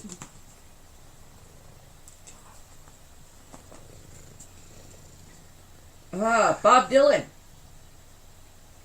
Mr. Tambourine Man. Many think that Bob Dylan's 1965 classic, Mr. Tambourine Man, later famously covered by the Byrds, was an autobiographical song about the singer finding his musical muse through drugs. However, the song is actually a tribute to touring musician Bruce Langhorne, who played in Dylan's band and played a large Turkish frame drum, similar to a tambourine in performances and on recordings. I wasn't around. Bob Dylan was around, so... Neither was I. TLC. Waterfalls. That was Left Eye's last song ever. The popular conception is that TLC's 1995 smash, Waterfalls, is about slowing down, appreciating what one has, and not rushing into life or relationships. I could say something about that, but I'm not. Someone out there knows what I mean on that one. I think that was on the album Scrub, I believe. While there's some truth to that, at least in the chorus, it ignores the fact that the song is about social issues of the mid-90s, including explicit references to HIV and AIDS in the lyrics. Sorry, Richie, I was right on that one too.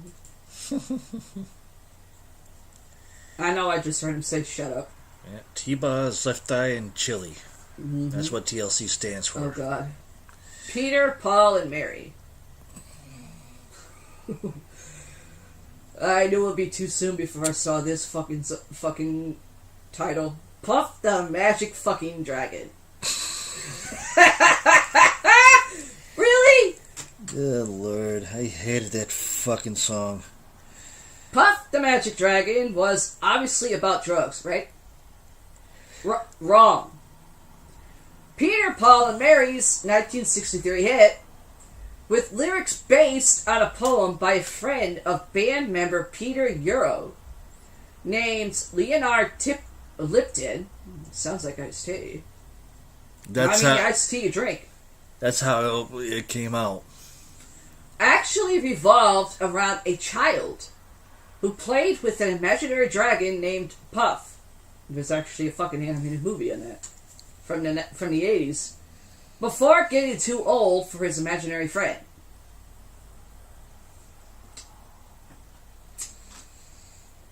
I still say it's about drugs. I don't give a shit. Who the fuck do you think you are?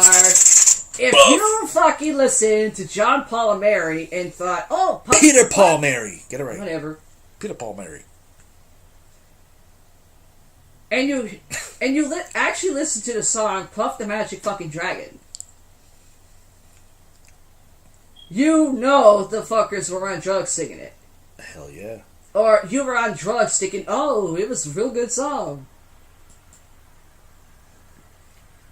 Lou Reed. I don't know who that is, but did the song Perfect Day. Don't know who that is. That was way before my time. Lou Reed's Perfect Day has been used in numerous chipper, upbeat commercials for products, including Sony's PlayStation 4 and AT&T's cell service. Which is quite strange since it's a song about heroin. The track, often thought to be about the power of love, is actually about the high one feels after using narcotics. Oh, there's a shocking thing. Madonna. Like a Virgin. Oh my God. I remember when Alex did that song in drag. Oh my God. I wanted to stab out my fucking eyes. Not my eyes, I wanted to stab out my ears. No, you wanted to stab your ears, bleach your eyes, and then get a 357 and shoot him in the ass. Well, unfortunately, Richie won't let me use the gun. Well, between you and him, you two were trying to figure out, okay, which one's going to take the 357 and shoot him in the ass. I just step back. I actually ended up getting hungry, and I went to dinner. No, I remember. Richie was telling Alex he totally sucked at it. And Alex said, okay, let's see you do better. And the only reason I wanted to stab out my eyes when Richie was doing it was because he dressed as fucking Jasmine.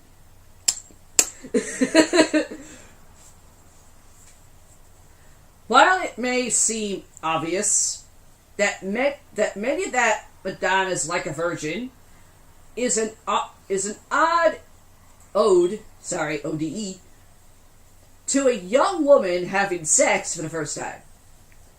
An impression surely helped by Madonna's numerous mid-80s performance wearing a wedding dress. The song was actually written by songwriters Billy Steinberg and Tom Kelly about how vulnerable Steinberg felt getting into a new relationship. Steinberg told the LA Times years later, I wasn't just trying to get that racy word virgin in a lyric. I was saying that I may not really be a virgin. I've just battered romantically and emotionally like many people. But I'm starting a new relationship and it just feels so good. It's healing all the wounds and making me feel like I've never done this before. Because it's so much deeper and more profound than anything I've ever felt. Nope. Not saying it. All you guys can insert your own sick versions. Yep, down in the comment on our YouTube page. Maroon 5. Let me start you there. This one here is trying to tell us that it's dinner time. When I'm done with this. Yep. Did you hear that, monkey? When Well, Mommy's done with that last I'm done one. with this freaking article. When Mommy gets done with the article, she'll have dinner. Maroon 5. Harder to Breathe. I don't think I've ever heard that one. I don't know. Maroon 5's chart-top debut album Songs About Jane was essentially a concept album about one of singer Adam Levine's ex-girlfriends.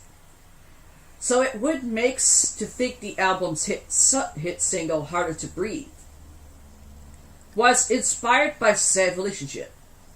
However, according to Levine, the song actually came about due to pressure from the band's record company. In a 2002 interview, Levine said, that song comes sheerly from wanting to throw something. It was the 11th hour and the label wanted more songs. It was the last crack. I was just pissed. I wanted to make a record and the label was applying a lot of pressure, but I'm glad they did. Another way of saying, okay, I made a good ass fucking album. Shut the fuck up. Bryan Adams. Yeah, but trying to get a song out for whoever you're with as a record company, that's like putting way too much pressure on him. Yeah. I mean, you can't just come up with a song and then keep rehearsing until you get it right for 11 hours. Yeah. That's nuts. Now I know why that there's certain people that are artists that have taken time out of saying, okay, I have a production studio in my own crib, or I bought a building and made it there and everything, and you guys need to back off and let us do it the way we want to do it, and then we'll present it to you without being on a deadline. That, I think, Adam Levine needs to switch his entire career to. Yeah. Have your own music studios. Tell these idiots, fuck off.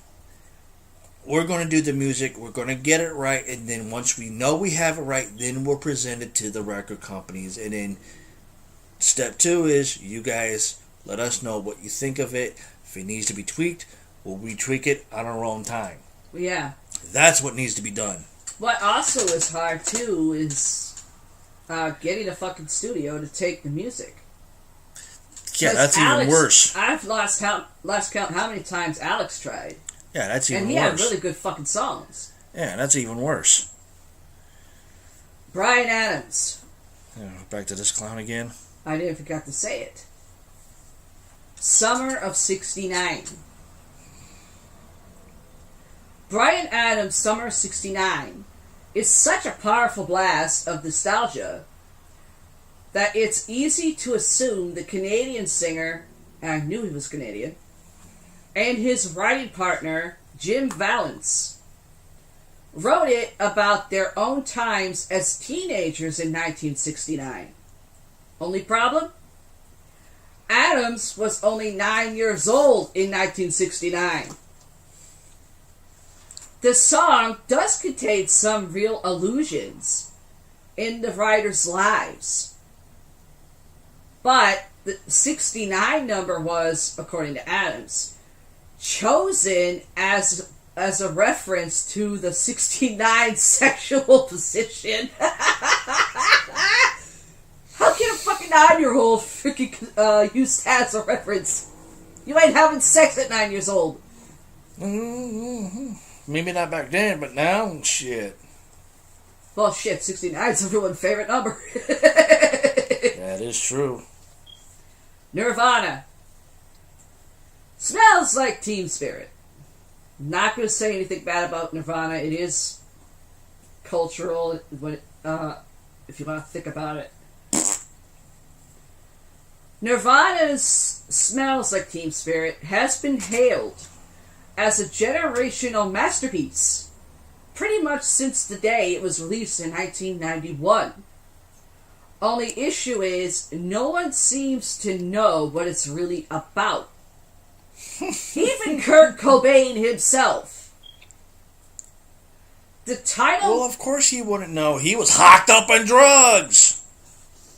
The title famously came from band acquaintance Kathleen Hanna, who wrote Kurt Smells Like Teen Spirit on Cobain's wall. Not knowing that Teen Spirit was a deodorant brand, Cobain decided to use the phrase while crafting, in his words, the ultimate pop song. It really did pop, though. In Michael Azared's Nirvana biography, Come As You Are, the story of Nirvana, Cobain said that he intended to describe what I felt about my surroundings and my generation and people my age. However, he contradicted himself in the same book, saying the song was making fun of the thought of having a revolution. Drummer and future Foo Fighters leader Dave Grohl has gone on record as saying the lyrics have no actual meaning. Who are they gonna believe? Someone who didn't know what the fucking lyrics were about, or someone who was actually in the band? MIA. Who the hell that is? Paper Planes. Sounds like something for drugs. I think I've played that a few times. Many think MIA's 2008 hit, Paper Planes, was about a drug dealer However, the singer herself explained that the song was actually about the immigrant experience in the United States. She explained, "I was thinking about living in Bed-Stuy, whatever that means. Waking up every morning, it's such an African neighborhood. I was going to get patties at my local, and just thinking that really the worst thing that anyone can say to someone these days is some shit like, 'What I want to do is come and get your money.' People don't really like the immigrants or refugees contribute to culture in any way. That they're just leeches that suck off whoever. Suck from whatever. So in the song, I say all I want to do, sound of gun shooting and reloading, cash register opening, and take your money. I did it in sound effects. It's up to you how you want to interpret. America is so obsessed with money, I'm sure they'll get it." She kind of has a point. That's not the only thing she has a point in. She's also missing, there's a bunch of dumbass motherfuckers that causing wars. Yeah. The Beatles, again, Ticket to Ride. Never heard of Screw that. you, Well, Boulevard. we know Chris Jericho's a fan of the Beatles.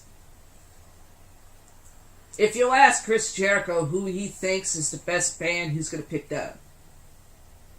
Yeah, because he only loves two people in that whole thing. Well, Ringo Starr and the other clown that has a boulevard named after him.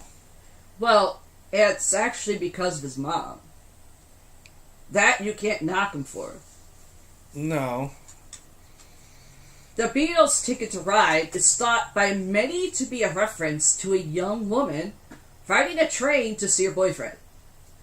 However, according to John Lennon, yes, the John Lennon, the song had a different meaning entirely. He claimed that the song actually referenced cards, indicating a clean bill of health carried by German prostitutes in the 1960s. The Beatles famously played in Hamburg, Germany, often prior to attaining worldwide fame. Yeah. I mean, shit, who the hell are you gonna fucking believe? Whoever's still alive from the band or John Lennon? There's only two people still alive from that whole fucking group. Paul McCartney and Ringo Starr. Goo Goo Dolls. Slide. One hit wonders no longer around. Slide, the first single of the Goo Goo Dolls' 1998 album Dizzy Up the Girl, helped the group achieve superstar status. On the surface, The worst title ever by these idiots. I am sorry. worst title ever, period. It is the worst title in the history of fucking music from these idiots. On the surface, the fast-paced track seems to tell the classic rock and roll tale of young lovers standing together against the world. However, according to lead singer-songwriter Johnny Ziznik, on an episode of VH1 Storytellers, there was much more to Slide. And introducing the song, he said, the song is actually about these two teenage kids. And the girlfriend gets pregnant, and they're trying to decide whether she should get an abortion, or they should get married, or what should go on.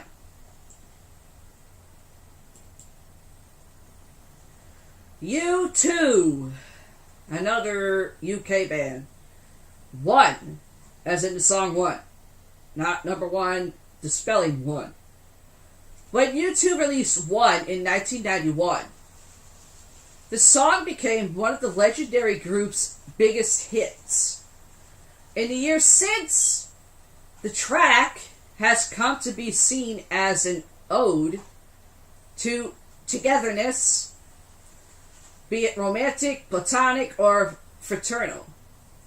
However, the track was actually written at a time when U2 was splintered and in disagreement about the band's future. According to Bono in the official book U2 by U2, the song's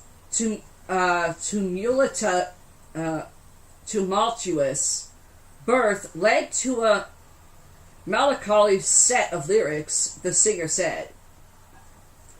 There was melancholy about it, but there was also strength. One is not about oneness, it's about difference. It's not the old hippie idea of let's all live together. It is a much more punk rock concept. It's anti-romantic. We are one but not the same. We get to carry each other. It's a reminder that we have no choice. I'm still disappointed when people hear the chorus line as got to rather than we get to carry each other. Like it or not, the only way out of here is if I give you a leg up the wall and you pull me after you. There's something very unromantic about that. The song is a bit twisted, which is why I could never figure out why people wanted it at their weddings. I have certainly met 100 people who've had it at their weddings. I tell them, are you mad? It's a song about splitting up.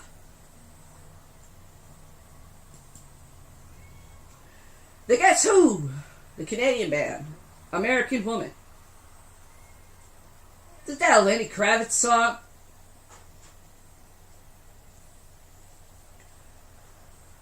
To modern listeners, especially those more familiar with Lenny Kravitz's 1999 cover, I was right, American Woman. Was it? Huh? Was it? Guess who? The Guess Who, Canadian band, American Woman. Those more familiar with Lenny Kravitz's 1999 cover, American Woman, is a song about all about sex appeal.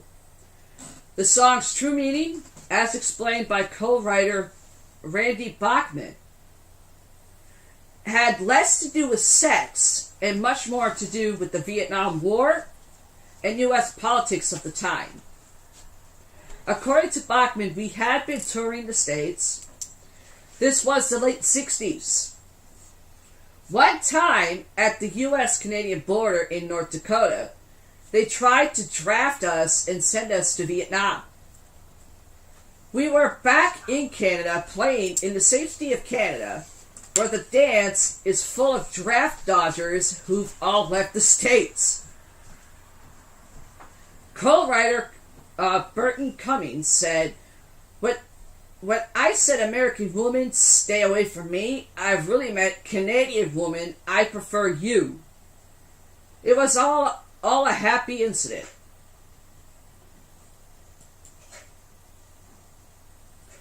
Okay, the band The Cure, whatever that means, the song Just Like Heaven.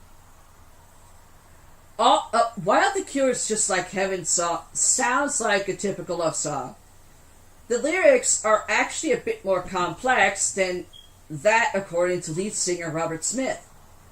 Smith has said that the song is about hyperventilating, kissing and fading to the floor, and that some of the lyrics refer to his childhood memories, mastering magic tricks as a child. Though Smith has admitted, on another level, it's about a seduction trick, much later in my life. Okay, The song Imagine by John Lennon. While John Lennon's classic ballad Imagine could be viewed as a simple plea for world peace, the former Beatle and his wife Yoko Ono, whom Lennon later acknowledged contributed a great deal more to the track than the solo credit indicates, were tackling more specific issues than a general call for peace. In a 1980 interview with Playboy, Lennon commented on the song's mention of religion. The concept of positive prayer. If you can imagine a world at peace with no demolitions of religion, not without religion, but without this "my God is bigger than your God" thing, then it could be true. The World Church called me once and asked, can we use the lyrics to imagine and just change it to imagine one religion? That showed me they didn't understand it at all. It would defeat the whole purpose of the song, the whole idea. Good thing he didn't allow them to fucking change it. In a separate NME interview, Lennon said, imagine that there was no more religion, no more country, no more politics. It's virtually the Communist Manifesto. Even though I'm not particularly a communist and I do not belong to any movement, there is no real communist state in the world. You must realize that. The socialism I speak about is not the way some daft Russian might do it, or the Chinese might do it. That might suit them. Us, we should have a nice British socialism. Okay, the Runaways, Cherry Bomb. Not the drink cherry bomb. This next song isn't quite misunderstood lyrically, but the story of its creation is. The Runaways' Cherry Bomb is an all-time classic rock song and the by far biggest hit of Hall of Famer Joan Jett. But it wasn't written to be one, and the band didn't build their catalog around it. In fact, the song was actually written in about 5 minutes, according to the band's manager, Kim Fowley. According to Fowley, he and Jett wrote the song for future band member Sherry Curry's audition because the rest of the Runaways didn't know the song Curry wanted to sing. Portugal, the man. I don't know who the hell that is. Feel it still. And by looking at him, really doesn't have a good taste in clothes. While California band Portugal, the man's 1917 hit single, may initially sound like an ode to singer John Gorley's young daughter, the song was actually written from a less personal, much more political place. In a 2017 interview, Gorley explained, it's another one of those lyrics that just kind of seeps in. With all the talk right now of building a wall at our borders and the Berlin Wall, it was so much just like the image that you had in your head growing up that these people were surrounded by a wall. And why do we need that? I kind of agree with him on that one. Okay. There you go. Alright. I'm going to continue this at the next one because I'm starting to get parched. Because I really don't know how long this list goes. That's like my other one. Okay. Stop it. But Jesus Christ. I'm going to keep it the way it is. And,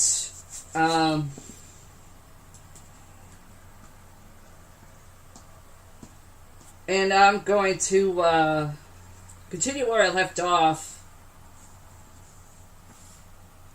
Yep. The next one. Yep. The next podcast show would be episode 14, I believe.